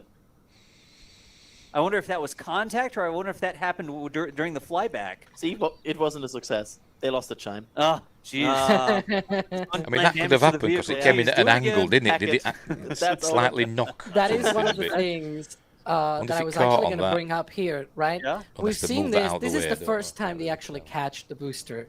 For Falcon 9, if you go back, the first Falcon 9 landings on the barge, on the landing zones, they were all fiery. Like the bottom of the booster gets fiery. It's igniting engines. It's going through the atmosphere at incredible speeds, right? Of course, you're going to expect some fire. And look at that. Look, it's on the pins, and the pins are on the rails. On the pins. That's absolutely You needed any more confirmation that it's on the pins. There you have it. That was like the close-up tower view showing. Well, that's just history that's just been made, isn't it? So, how calm was the reaction on social media? First time. Oh, look, and here's the ship. Very calm and very... We still, like, I know you're all already through a roller coaster of emotions right now. I'm just saying we still have a re-entry. What are those islands down there? What's it flying over now? Look at this. I mean... Caribbean. A little piece of ice. I don't know. Goodbye, little piece of ice. Goodbye. Good flight for you. Right. See you later. At least Still it didn't look 1 like a hour, Canary Island. or rather 50 minutes until that ship is on the ocean, on the Indian Ocean.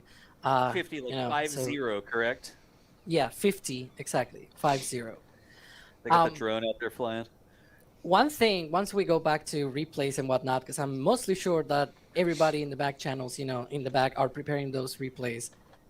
Did it seem to you like that landing seemed easy? Yeah, like I'm not sitting here like, yeah, it wasn't that hard, right? I don't know about easy, yeah, it but wasn't like, that was sketchy. Like, what the heck? Yeah, it just worked. tense. Like the renders were right. Like you look at the renders, you now look at this and you're like, yeah, they said how it worked. This. And also, no hover. As that fires out. There was as no that hover. fires out. Everybody I was said telling me, no oh, hover. it'll be easy. It can hover. Oh, it'll hover in. No hover There was needed. no hover, right? I will post the Alex and Das apology chart for everybody to fill out on Twitter. I need a wee. I'm gonna have to go for a wee. Just listen to them for a minute. We did a video like our SpaceX landing's accurate enough to catch the booster, and we did a bunch of analysis, looked at Falcon 9, and we said it was like a what was it? It was a 95% chance based on the Falcon 9 accuracy that they could get the booster in between the chopsticks. I mean, clearly that was correct. They made it look easy. Yeah, I Good mean, grief. and the implications for the program as a whole and Artemis are ginormous of this, because already reaching the step of first stage reusability. Yep. How many patches do we have left? We're gonna shell out of patches because they actually caught this thing. Yeah, I have to look at actually. Check and see what percentage we have left on patches, because Oh. the patches are crazy. My Jack is here. Yeah, God. 50% fault. The sonic booms, you guys. We've been saying this forever now, that the sonic booms were going to be amazing for this one, and they were amazing for this one. Oh my God, I knew they were coming, and still they shook they shook the earth. And Did they move your pants? I don't know what. Yes, everything moved, Das. Everything. 100%. Everything moved. I had the booster nearly the entire way down. Only when it was obscured by its own exhaust cloud, I lost it. So, hooray, high-speed video of that. How beautiful was that? I don't know if we're going to get more beautiful launch conditions than that. What more can you ask for? And they just buttered that thing in there. It just slipped right in there like a glove. Like a glove.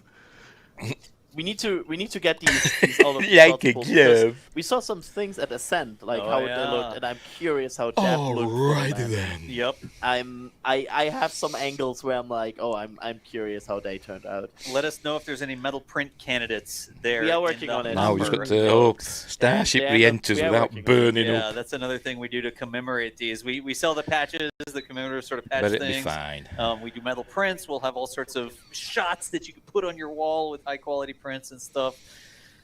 Oh, good grief. I'm working on one right now. I rented a 5G, or sorry, an R5 Mark II for the launch, and I got some cool photos off of it. For some reason, they're showing up in Lightroom as corrupted.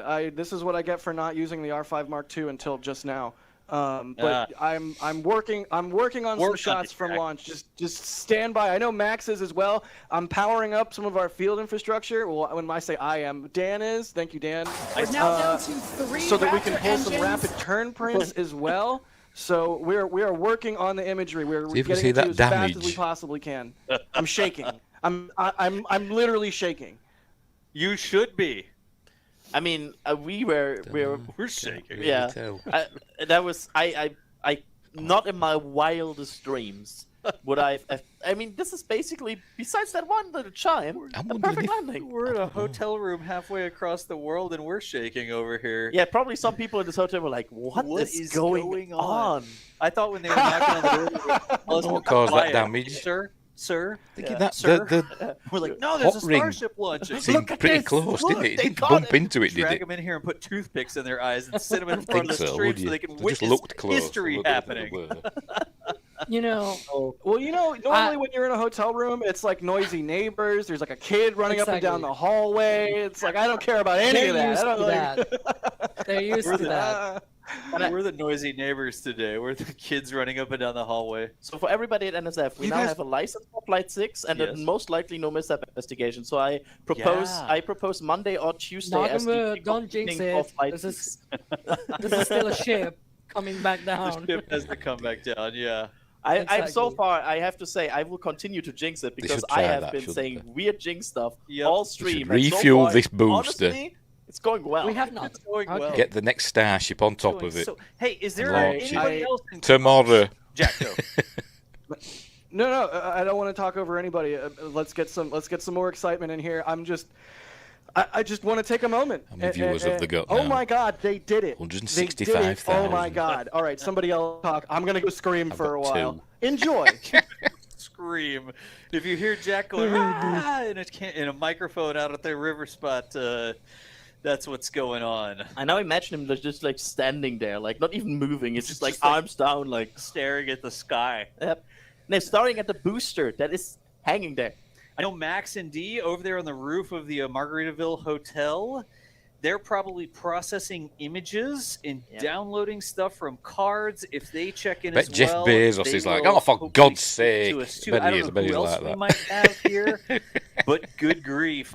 Everybody in chat saying they did it. I mean, that's a very accurate description of what just happened. Yep, they did it. There were a lot of people doubting that, and I will gladly accept and admit that I was not expecting the success. That thing just sitting there smoking on the launch pad. On the catch tower, I guess. Wonder how long it is, though. How much time do they have to 2 or 3 years ago when the abort first idea a came up, we capture were all attempt? like, nah, they're not. Can it just ignite its engines and We boost were away into the sea? Or... We were wrong.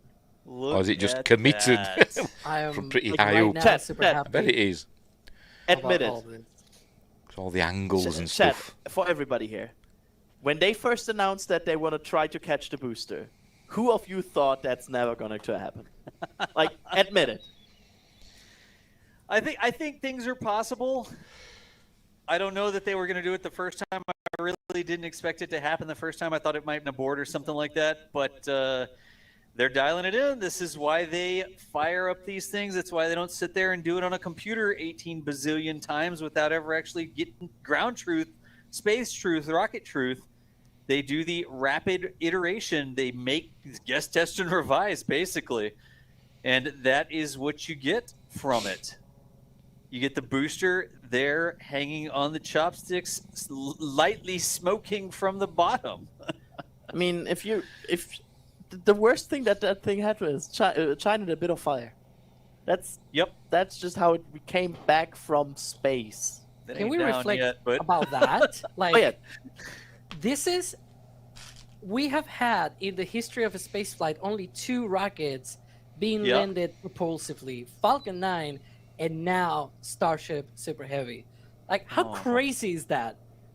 Who would have thought that SpaceX will produce the first and the second rocket to successfully land from space doing propulsive landing? It's, I mean, or at least an orbital class booster. I'm not going to be forgetting about New Shepard, which, by the way, they're launching, I think, the 27th flight. But still, it's quite an amazing feat for a single company. I want to point that out in terms of things that don't get attention. If you think the ship right now is not getting attention, congratulations, New Shepard flying right now. Be like, hello.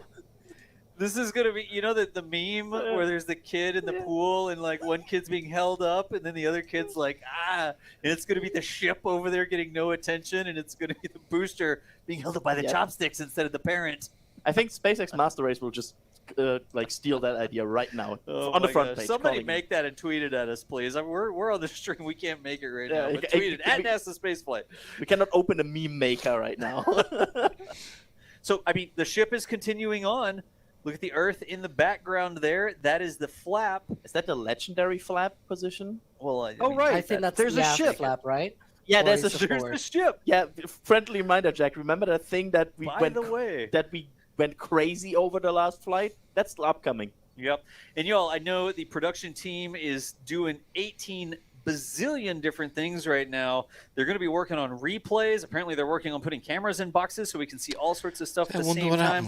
We're going to have some social media posts. We've already got stuff that Mary Boca Chica gal caught out there. It's on X. We'll link that up. We'll show it here in a minute. The catch. It must have just an skimmed awful lot the of court. things going on. But Chris is probably going to be linking some of those things into chat. So if you see a link come by, you want to click it. You may be able to see it there on X before we can show it to you here. What in tarnation? We can see him in the back channel. Y'all need to click these links. Oh, boy. Chris said he'll link him in chat when his hands stop shaking. Copy, Chris. That's completely understandable. I think that's very fair. I think that's fair. Y'all, hang out for just a minute. The ship is still coming in. The show is not over. The booster on the chopsticks, successfully caught, still smoking from the bottom as the ship continues its way around the planet. What are we, 40 minutes? 23 minutes for the start of the entry. That entry is a nerve-wracking 15-minute trip through the atmosphere. That was 23 minutes, you said, Alex? 23? Yeah, 23. It is a T plus 48 minutes. And so, you do the math, 23 minutes from now, and then another 15 until it actually goes through that plasma phase. Another 2 minutes or so after the plasma phase, that'll be the landing burn at T plus 1 hour and 5 minutes. All right. Yeah, it's absolutely. I'm still trying to unpack this. Unpack it. It's not. It has not settled in that we are here now. I have a question for chat, real quick. Chat, booster's still hanging there, right? A little smoke coming out of the bottom. Ship is still flying. We got 23, 22 minutes until ship reaches entry interface, and we start to get that entry phase. Definitely going to show you that. Anybody want to see some replays? Do you want to see replays? I don't know. Ask something chat happen? if they want to see any replays. I like them too. I like replays. If I would tell me more.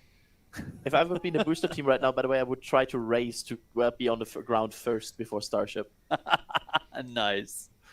If they can put the booster back down before Starship actually re-enters, I don't know that that's the plan. I don't think it will happen. It would be funny. You're like first, but yeah, we have apparently some replays of this thing that just happened. All right, stand by, maybe just a minute. Oh, there was the swoosh. Oh, okay. So the replay is in the box on the lower right, and then everything else is live views of current situation, which is kind of nice. Yeah, that's actually really cool. Look at that. I mean, that's already beautiful. That's going to be from the North it's Beach site there. skyscraper that launched into space, isn't it? Essentially. Yeah, that's Beach 02. Yeah, Beach 2. Nice.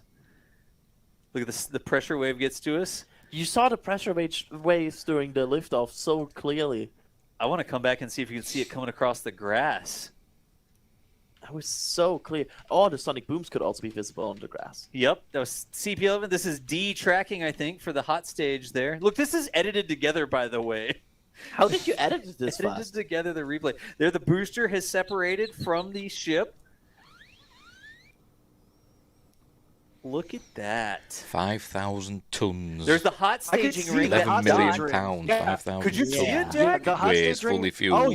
Oh yeah, clear as day. There was like the booster coming back down and the hot stage ring following it. It was crazy. Look, Do you and think the they'll go cross and fish ring. it out? Ryan is saying now a gazillion landing replays. A gazillion landing replays. Nice. It went into the cloud and then it came out of the clouds. And look at the engines. How they were glowing. Yep. That reentry was spicy. I don't know if we saw them cooling down. See, as they start to, like, the glow dims a little bit there? Yeah. You can see it in the footage that they're doing. And by the way, folks, these will get stabilized and stuff as well. This is just the raw footage right off the camera as fast as we can get it to you.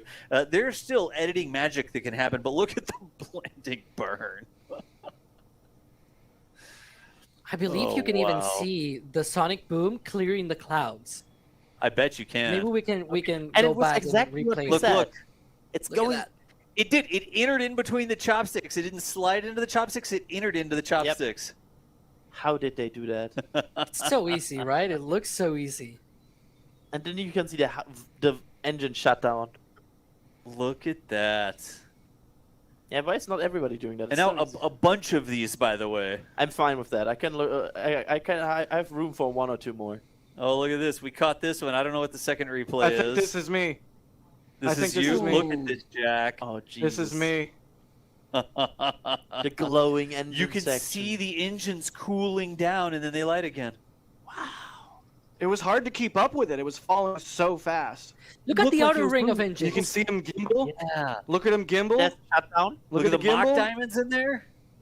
Look how they. That and there's reminds me of the old QD SN5 and SN6 days. Definitely in between the chopsticks there. Blimey. But you saw the QD ignite. It's closed as that, doesn't it? Contact at the bottom Oh, there. that was close. It really looked like it almost made. I want to see if that tower is scorched.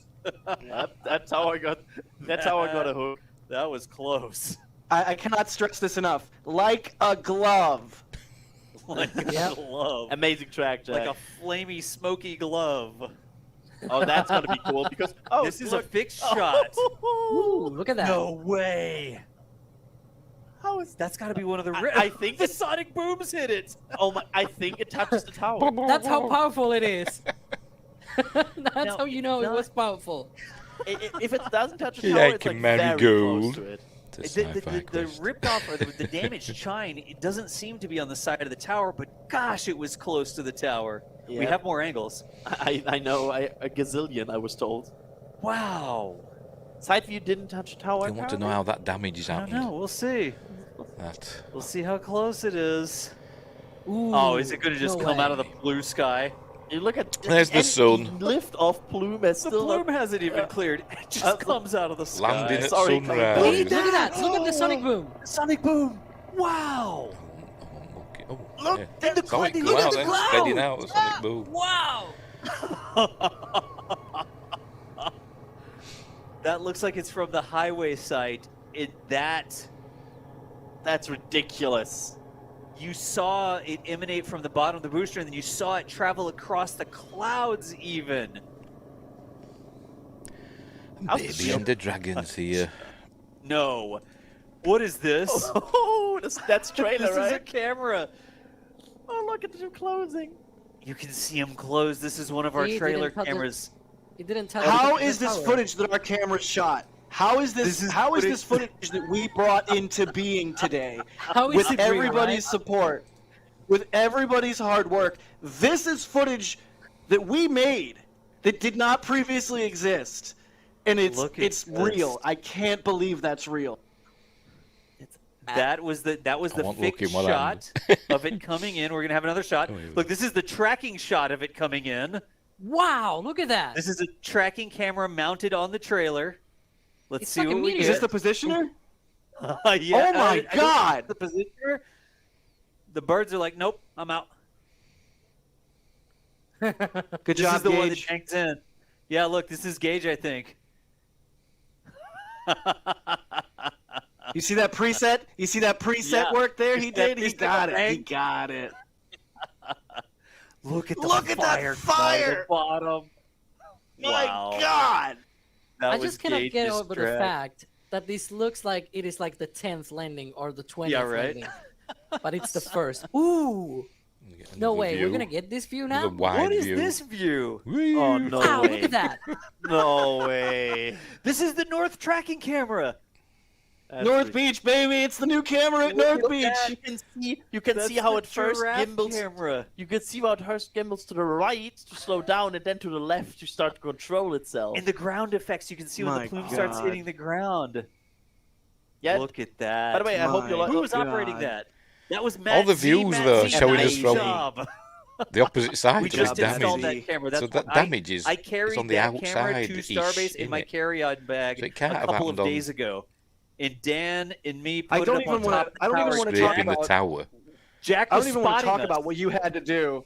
Oh my God! It involved ratchet straps and a gin pole, and I don't even know, but we got it done before flight, you guys. Jack was belaying that camera as we lifted it up the tower. Look at this. This is another one. It looks like the Yeah, the render from SpaceX, remember? It's not a render though. It It's does. for real. It's not, it's We real. have it's even for real. more replays. I like more replays. By the way, I in the like live views, What a the week, bottom eh? of the booster is not Got smoking as much auroras. anymore. We've Everybody got see a that? once in a lifetime, once in a civilization's think- lifetime comet. Am I allowed to say it that they probably And now we've had have It looks safe. the heavy booster do we getting call this caught. Look at this. successfully? Is this from the outpost? that It should be looks out like coming. that. Yes. Look at the Look at cloud! Look at the cloud! Oh my lord! You can see 2 times.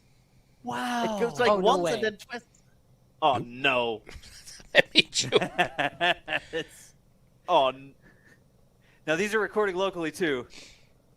That's like a slow motion sort of thing. Yeah, I'm. My God. Yeah, I think NSF just had the day where we covered the best footage ever. That's pretty cool. Getting lower a bit now. We're up to this is up there, somewhere in the top 3 maybe. kilometers high, wasn't it? Now pretty it's cool. 180. Apparently, by the way, we have. What are we supposed to do? We have. You can see the booster dangling a little we had bit. nice liftoff shots. Yeah. I'm not sure if we already set up for that, so maybe I'm throwing somebody under the bus here. Oh, we better make sure Kevin's ready for it first. Yeah, I don't want to make Kevin mad. Yeah. Stand by. We've got the stills, the metal prints coming as well here. Look at that. It's so many different angles. And y'all, for some of the cameras, so the way that we work this, we send back what we call a broadcast quality feed, which is good enough for broadcast, right? But it's not the best quality. It's not the highest high quality. We have the cameras recording locally at higher frame rates and higher bit rates. So it takes us longer to pull those off of the cameras.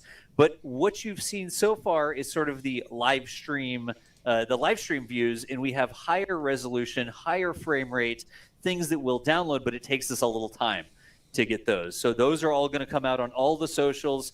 Follow us in all the different places, over on Facebook, on Threads, on wherever. Just follow us on all the different social media places. We'll put them on X. They'll be on YouTube. They'll be shorts. They'll be everything. Yeah, I think there's a high chance. Somebody asked earlier, like, will there be a replay video of this on YouTube? How many replay videos will there be? Yeah, like the question is just how many. Like, can't even talk UFO, UFO. Stop. It's like a machine that doesn't stop printing. Yep. An update, Alex here. You can see the flap has moved a little bit, right, Alex? Oh, it's not a yeah, tile. they're preparing for that entry. Should be in about. Is that ice or is that damage to the tiles? It's positioning itself for that. You can see the altitude is 171 kilometers right now. Obviously, it needs to drop a little bit more to get through re-entry, but of course, it is getting ready for that. I'm looking. I can't believe that. I can't believe it. It's just floating there effortlessly. Yep. So we got a helicopter in the background as well. I hear helicopter noises. Yeah, one thing that I'm looking forward to is them opening the road.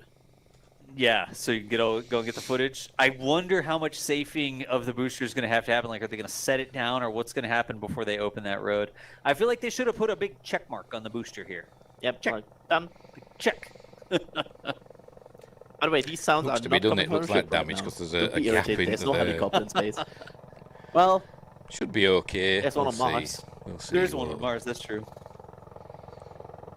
In tiles fact, missing there by we are the being looks told of in it. back channel that cars are indeed back at the roadblock. Look at this.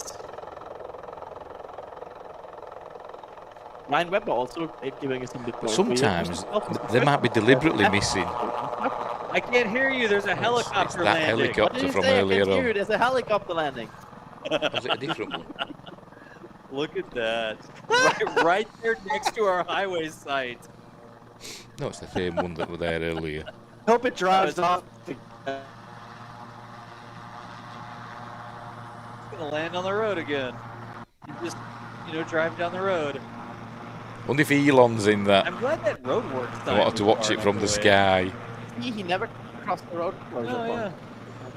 He needs to fuel up. Is this a refuel? Is it going to refuel from this tank? I didn't realize we folks. turned highway into a avgas station.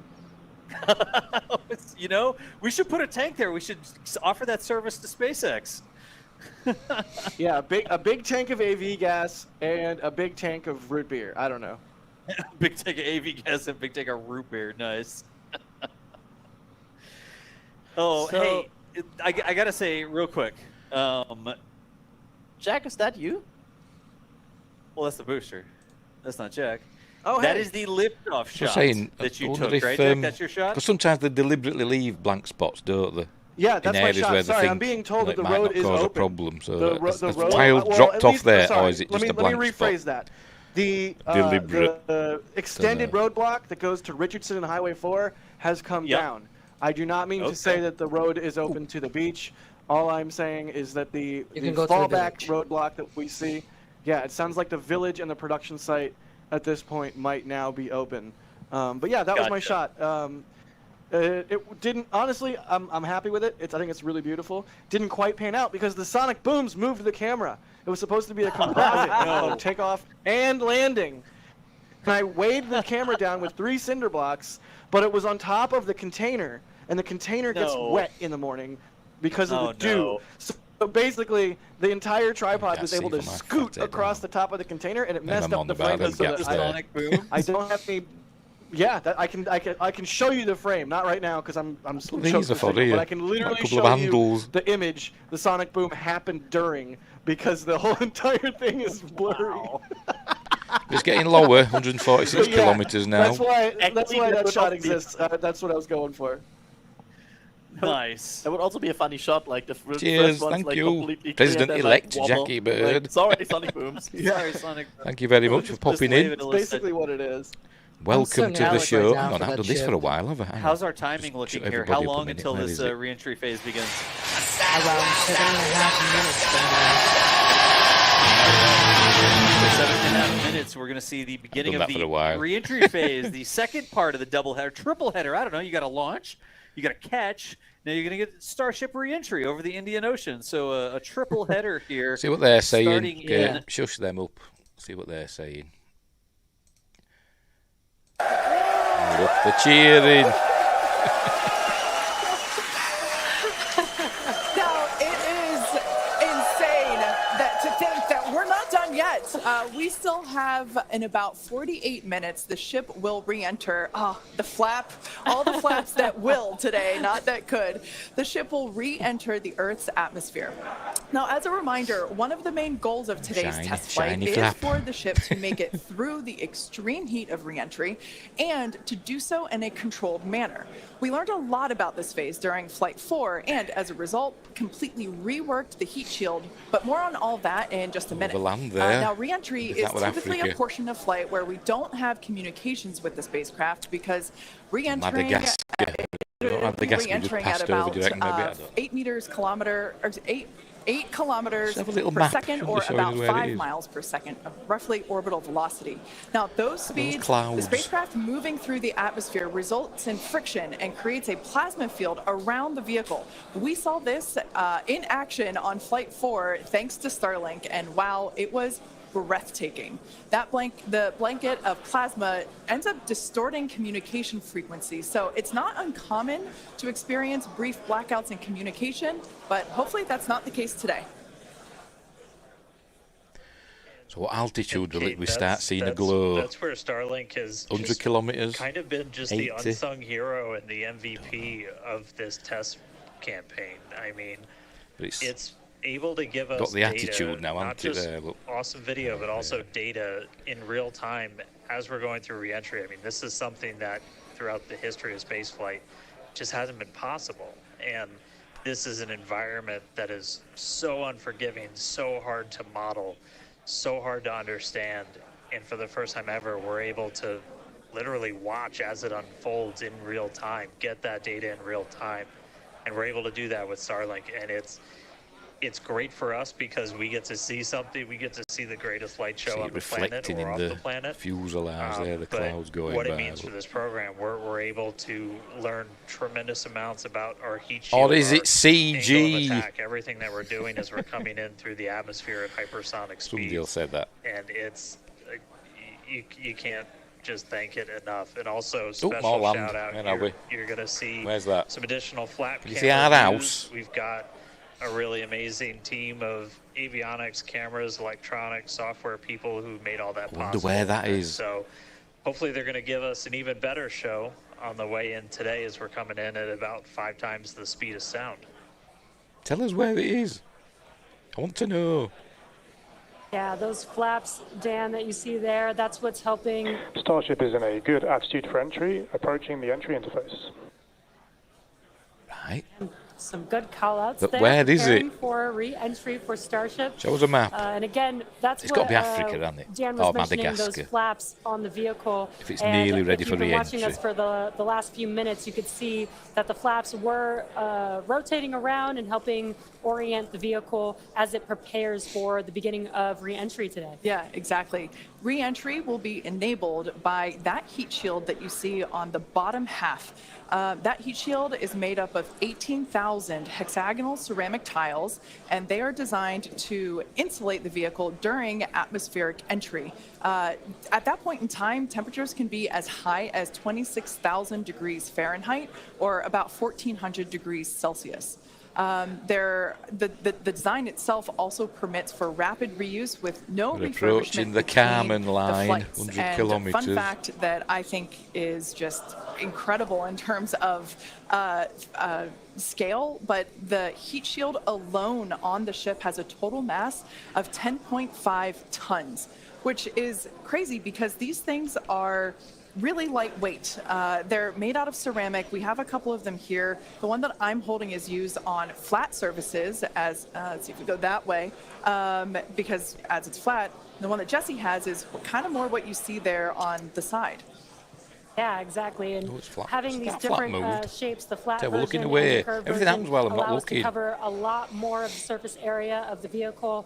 Again, we need to protect every portion of it. So even those curved surfaces, and especially the hinge area, if you watched Flight 4, is really what we want to make sure that we protect. And yeah, Kate, these are very, glow. very We've got a lightweight. glow. But when you put 18,000 We've got of them a glow. together, they add up to 10.5 all right, 100 kilometers. tons, which is incredible. Called it. Now, we did mention earlier that the heat shield Called has it. been completely Starship reworked. has entered the atmosphere, remains on a nominal entry trajectory.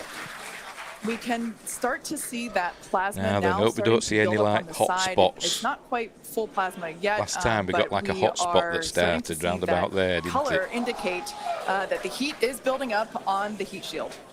Yeah, this is such a cool sight to see because you really never really have gotten to see this live before flight 4. Yeah, and as Kate mentioned, it's getting a little more red, as you can see there on your screen. That means that heat is building up, but that's exactly what these heat shield tiles are there for, is to protect against this plasma and this really, really extreme heat that the vehicle is going to see for about the next so pretty. 10 more minutes or so.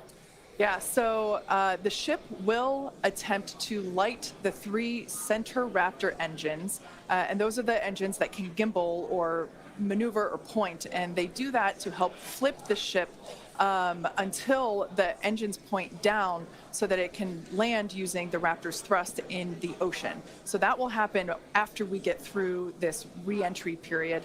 Again, now starting to see, and we also might start to see the flaps actuate a little bit here as the vehicle controls its roll during re-entry. That was one of the main learning points from Flight 3 was the roll control. Didn't work quite as well as we wanted it to. We learned that we needed some redundancies. So we added more roll control thrusters, and we'll see those in action as well today, as that was a Flight 3 learning that worked better on Flight 4 and still enabling that same design today. Yeah. Starship has passed through 85 kilometers altitude. Flaps now have control of the vehicle. Great call out, as Kate mentioned, the flaps are controlling the attitude of the vehicle. And I love these views because it looks so calm. Everything is relative, right? So relative to this camera on the ship, it looks so calm and smooth, but the vehicle is traveling extremely fast. You can see the speed on the bottom right-hand corner of your screen. Starship is designed to land on Mars where there are no runways or other humans to help out. So we also want rapid reusability. So we're doing propulsive landing instead of a more traditional means like parachutes. I want to see a Starship with landing legs. That's what I want to see. This vehicle it's got to be the next thing, hasn't it? Down for a vertical landing. Yeah. Now, entry landing is going to basically happen in 5 phases. The first is low drag catch. that lasts for about 3 minutes. Next they're going to have landing legs. They're going to land on the moon and Mars. Beginning when heating increases above the heat rate breakup limit. That lasts for about 10 minutes. We then have high dynamic pressure. Starship will continue to slow down and experience increased aerodynamic loads during that phase. And that will happen before reaching Mach 1, about a minute after. Starship is approaching the peak heating phase of entry, remains on a nominal trajectory. Okay, so that was phase 2 that he just called out that I was mentioning. After peak heating is that dynamic pressure around Mach 1, and that will last about a minute after leaving the hypersonic area. And then we go into subsonic, and then, of course, landing burn. Wow, what an incredible view. The colors are so amazing, and the colors actually also tell you a little bit about the temperature that the vehicle is seeing as well. So I think that's pretty cool that we get this amazing live visual. Speaking of live visual, the flap, we have more views, more cameras on board Starship, as Dan mentioned a few minutes ago. We are hoping that all 4 flaps will stay more intact than they did last time. We did make some changes to the design in order to help enable Starship this. is now experiencing peak heating, remains on a nominal entry trajectory. Yes. Great news there that Starship is continuing along the path that we intended it to fly. He's going to build the Keep track NX-01 with next. how fast it's going Or the and Phoenix how is high gonna it build is next. above Earth using the display that is there on the bottom right-hand side of your screen. And guys, this is where we're really going to see a lot of those improvements from Flight 4 really come into action. Is you guys kind of talked about, so it's called the static arrow. Those are kind of the So we don't want to see light on the flaps coming through these. Those get exposed to some pretty extreme heat environments, and so we added some additional hinge. basically made it a lot more robust for the thermal protection there. And we learned not just from visuals and stuff like that. We had those missing tile tests on Flight 4 where we intentionally left some out, kept in some backup layers. They're called ablatives, which means they just gradually melt away to help dissipate the heat. And we've got an entire layer of ablative underneath the tiles on this Starship today. So even if you get a gap in a tile or a tile is broken, anything like that, we've got essentially backup options. And what we're really trying to do today is do an on-target landing. We're doing better than last time. I think the flaps, you lose the a lot of damage your here, control, and so we didn't land right on target last there were more flight. of it last This time. time we're trying to really nail the target within just tens of meters, and that'll just be a really huge step on feeling like we're closer. Again, we do seem to have this hot spot there, don't we? Hope that doesn't get any worse. Obviously, there's a lot of work before we get there, but we just caught a booster. We're going to start looking real soon at when we can catch a ship. Now, do you reckon that is So that? the view on your left is as a helicopter passes by Dan, bound at Starbase. The view on your left is a camera that's positioned near the nose of the ship, looking basically down toward the flap. The view on the right is looking perpendicular to the flap. So we're looking basically bird's eye view onto the flap on the left-hand side, and then a worm's eye view from the side with that view on the right. So we don't want there's a tile there. We don't want that to get burned through, do we? And start disintegrating like last time. He might be coming back, so. Now, these views brought to us by Starlink. It's incredible that we have this high definition capability. In fact, that view on the left. Starship is now halfway through the peak heating phase of entry, remains on a good trajectory. What's happening there? So great news there, hearing that we're about halfway through the peak heating phase. Like I said earlier, this lasts roughly 10-ish minutes. And we did hear earlier that the flaps have control of the vehicle, so also good news there. You know, it is incredible that we've basically had views the entire time. Right, yeah, Although, thanks to Starlink. My memory did black out a little bit after booster No light peeking through yet, is there? If we see any light peeking through, that's a bad thing, isn't it? We had some beautiful views of planet Earth behind the ship as it was in its orbit. Yeah, and I also do want to point out on your right-hand screen, we've got a more encompassed view of the plasma. As we watched in Flight 4, the hinge area was the area where we got a little bit of that burn through. This view, this new camera view on the ship will help us be able to visually see more of what's happening in that area. And again, we have improved our heating tiles, and so hopefully we've protected the hinge well, that's a lot kiss better of death, isn't it? That's but again, commentator's these views curse. are additional to the data that we get on these flight totally tests come that off now, help is that? enable us to kind of put the data that we get in the computer She said that. to the visuals that we see and try and align those and use that for improvements in the future. Now, we heard a call out there saying that engine chill has begun. This is an indication that we are starting to flow a little bit of the super cold liquid oxygen through the hardware, through the Raptor engine, specifically the turbo pumps, to help ensure that the hardware is at the right temperature before we give a full push, a full flow of propellant at engine startup. So all of that to say, we are getting closer to the landing burn. We definitely are. And again, if you look at the bottom right hand of your screen, you can see the altitude that the ship is, and it has been slowly making its way closer and closer to Earth. We're currently at about 63 kilometers from planet Earth, and you'll see that number There's a lot of debris coming off, and lower debris, as we get closer and continue through this re-entry. Yeah, this is going to go on for a little, actually a while ablativeness going on there, isn't there? But we're not seeing like roughly before we execute the landing, the ignition for the landing burn, starting with the landing flip. So we're making a controlled re-entry. This is one of the primary objectives for Starship today, is to demonstrate another controlled re-entry, even more controlled than what we saw on Flight 4. And so far, that is looking good.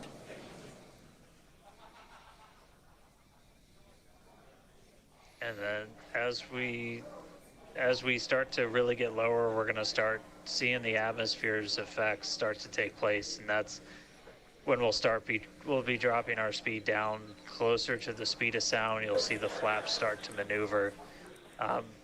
We were able to do a landing burn on Flight 4, which kind of caught all of us off guard. It was pretty incredible after seeing the flaps survive through.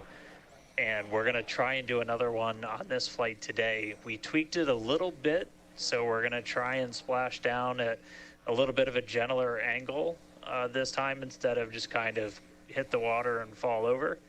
And the goal with that is try and keep the ship intact, and then if we're able to then get some additional video of it, again, that's just more data. And everything we can see, everything we can get extra, like a couple extra seconds or minutes of data coming from the ship after Starship has splashdown. passed through the peak heating phase of flight, approaching maximum entry dynamic pressure. All right, we're through peak heating. Coming up is basically max Q part 2, where we're going to hit kind of that part of the curve where we're still moving really fast and the atmosphere is just dense enough that we're feeling the most pressure, but hopefully we're going to start feeling a little bit less heat now. Are these different flaps we're looking at? We got more views of each of the flaps on the ship as it's making its way back down to Earth. Or is that just a reflection? Don't know. And we did pass through peak heating and still got really good views throughout that whole period. Typically during the highest heat on the vehicle, we tend to build up a lot of plasma, and that's typically when we would lose connection or views of the vehicle. But again, with Starlink, we were able to get some live views throughout that entire process there. And we're coming up. We'll start hearing a couple more milestones. Is this a bottom flap we're looking at? That? I think the camera, is it low? Is it on the underside of one of the top flaps? When we're starting to move closer to and beneath the speed of sound. So we'll see different. We'll see it moving about. We're getting live views. We're getting live data. We've got a couple additional tests on this one today, where we left off some missing tiles again to test some additional backup layers. We also have, I don't know if we can still quite see them in this view, but you may have noticed we had some kind of silvery looking tiles on Starship as well. And those were pretty much standard tiles, but they were wrapped in aluminum.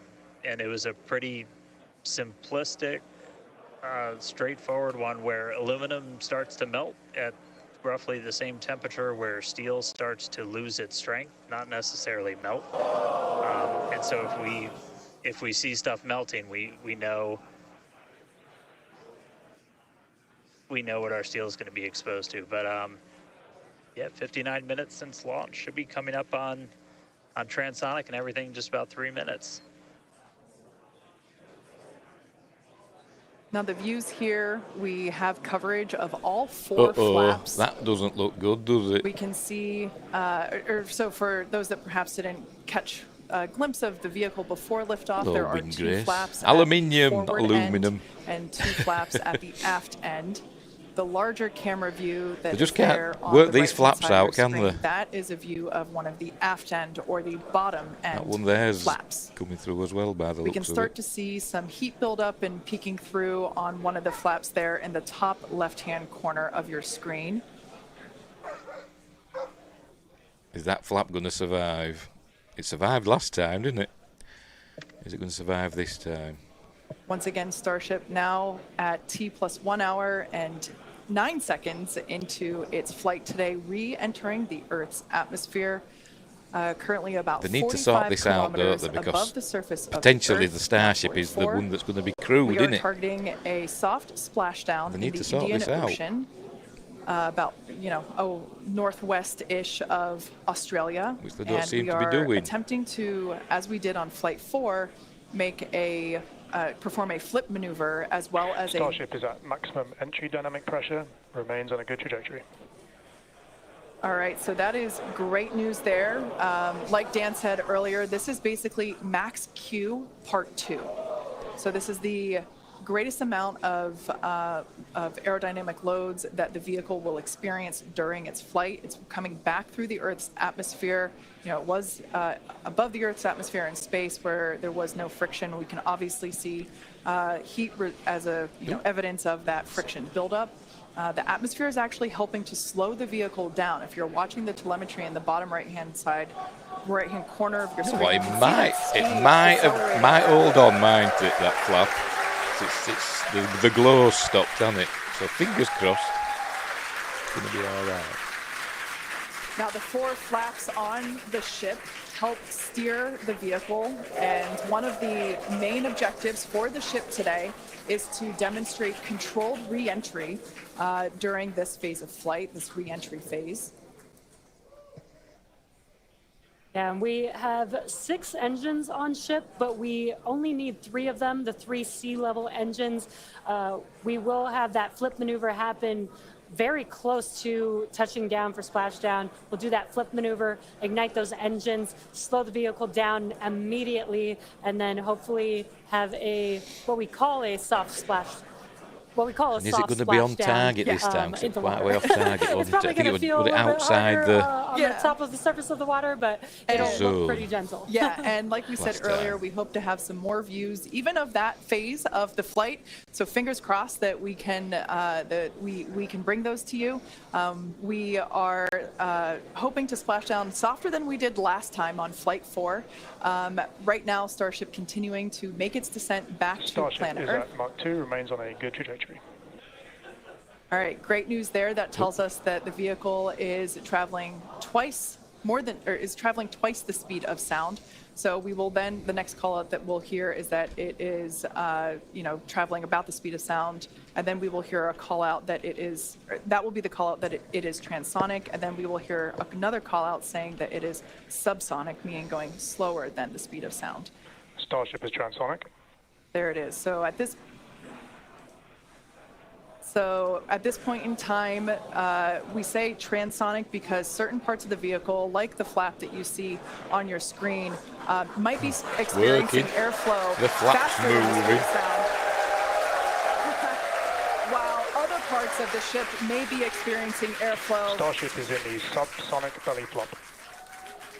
All right, so now the entire vehicle is traveling slower than the speed of sound, so subsonic. The crowd here at Mission Sound Control like Hawthorne Disney also Channel getting excited, presenters. just like us. We're awaiting a water landing. We are going to reignite the 3 engines to perform that flip maneuver, and we're basically about a minute and a half, away from the landing flip.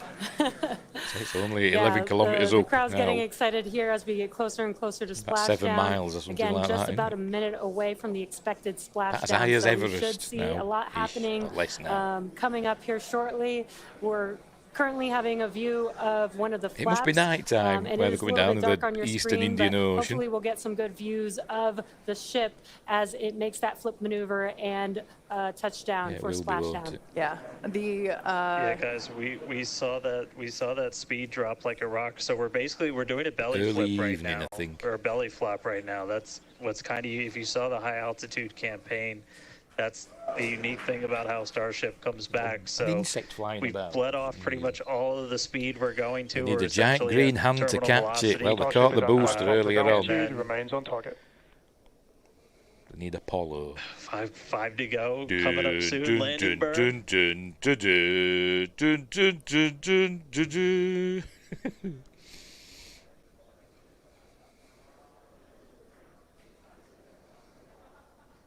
2 kilometers away. Is he going to do it, or is he Starship going is on target. to smash into the Approaching landing sea? burn startup.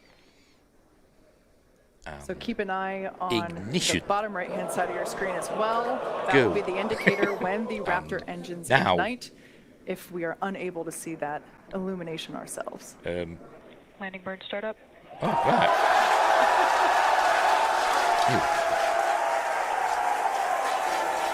Feel the reflection of that landing burn. Oh, there we go. Oh, and there's the sea. And down it goes. We're going to see it tip over. Starship has landed.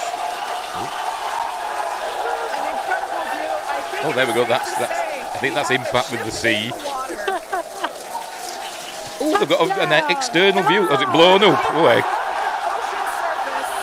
I think it's just blown up. We've got an IUD for sci-fi quest. Starship's journey, a live view from a buoy that we had out at the landing zone. Yeah, that's not good, is it? It blew up. At least the other one didn't blow up. That was amazing, and we were not intending to recover any of the ship's hardware, so that was the best ending that we could have hoped Well, for. no, the best ending is it not blowing up. You know, just sinking. Or floating for a bit, then sinking.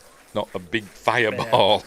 I don't think we're going to be able to get a ton of extra video of the heat shield, but we hit the target. Yeah. Get on target. You know we hit the target because we had these buoys placed in a pretty specific spot, so wow. What a day. I feel like that's what I get to say. What a day. I mean, everything started off today with that launch. We were able to lift off towards the end of our window, 7:25 a.m. Central Time. 33 out of 33 Raptors on the way uphill. Successful hot stage. Booster came back. We watched it come down right behind us. Watched it get caught. And that broke my brain for a while. I'm really happy we had coast for a bit, but that's first ever booster catch, major step on the way to rapid reusability, and ship just gave us one heck of a show, making it through a controlled re-entry this time. Flaps and well-trained smiles, them out there. Hey, starships were meant to fly, and it sure as hell flew today. So let's get ready for the next one. He sounds excited, doesn't he? Yeah, They it's were really meant to fly, and exciting. they were also meant to be caught by Mechazilla. Yeah. It's been such an incredible day today. Congratulations to our teammates and to everyone who supported the Starship program. And thank you to all of our future customers for your support. And we'll also like to thank the people of Cameron County, Texas, as well as the Coast Guard, the Federal Aviation Administration, the Government of Mexico, and the Australian Space Agency. Now be sure to follow SpaceX on X for more updates on today's test flight and of course for future Starship news. Today was amazing, but the SpaceX action isn't over yet. Soon Falcon Heavy will launch NASA's Europa Clipper, and we're also going to be returning Dragon back to Earth with NASA's Crew 8 astronauts. So congratulations again to the SpaceX team. What an amazing launch and an even cooler catch.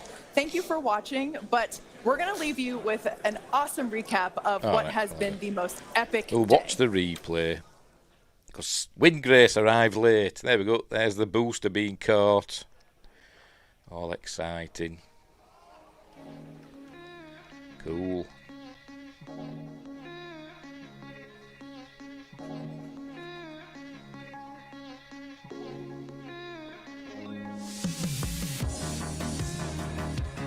That's cool.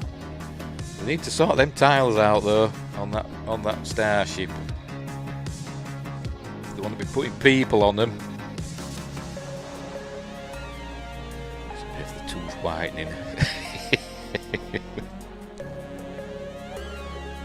I've not had my teeth whitened. Me, Richard Hammond impression. Yes, Windgrace. Well, he watched it from his spaceship. That's what we saw. It wasn't the hot ring thing that we saw as the booster were coming down. It wasn't the hot ring stage. It was Windgrace in his Starship of the Imagination. Anyway, there we go. Cool. Shut up. See what they're saying. Are they flogging their Sense wares? for us to try and go back and buy more. Right. Like the goal is to sell them out. We're not going to like keep them forever and build a house out of them. Or... Yeah, shut up. Right. So we're done. They launched it. Hang on, see if we can. Oh no, whatever. They launched it. Booster was caught. The Starship landed, but they've still got problems with those heat tiles, particularly on the flaps. But then it blew up, didn't it? After landing. But they said it's a success. They need it not to blow up, even in a test. Double feature. So now you're in peace on the bottom of the... Yes, they need to sort that out before they put people on. That's why I said they're going to put his robots on first. That's what they'll do. Anyway, so I've got to go and make Aidan, my son, his dinner now. Or technically it's his breakfast, even though it's 2:30 in the afternoon. Anyway, so there we go. There we go. That was fun and exciting. It was. We'll leave it there. Right. So, what's coming up next? Tomorrow, for Magnificent Mondays, we're doing Ghostbusters 1. Not a double feature. No, we're not doing the second one as well. So that's tomorrow. So look forward to that. Right, so I've got to go and make some food for my lad. So thanks Windgrace and Sci-Fi Quest. Thanks Sci-Fi Quest. They were with me from the beginning. And Laura. And who else do we have? We had Silver Person. Oh, that's a different one. President-elect Jackie Bird. We had and Baby Ender Dragon. And Laura. I said Laura, didn't I? And but anyway. So thanks for keeping me company while I watch this. And Windgrace says, "Okay, time to get out of bed and start my day." Yes. See you later, Steve. It'll be in Sidetrack chat later tonight. Oh, have you got a thing? Oh, right. Yes, I will. Sidetrack. Sorry, I think it's Sci-Fi Quest. Sidetrack. I don't know. We'll see. Depends what they're talking about. Yes, you have a good day too, Laura. Right, so I'm going now. So we'll leave it there. So thanks for watching. And wherever you are, look after each other. And until next time, I'll see you there.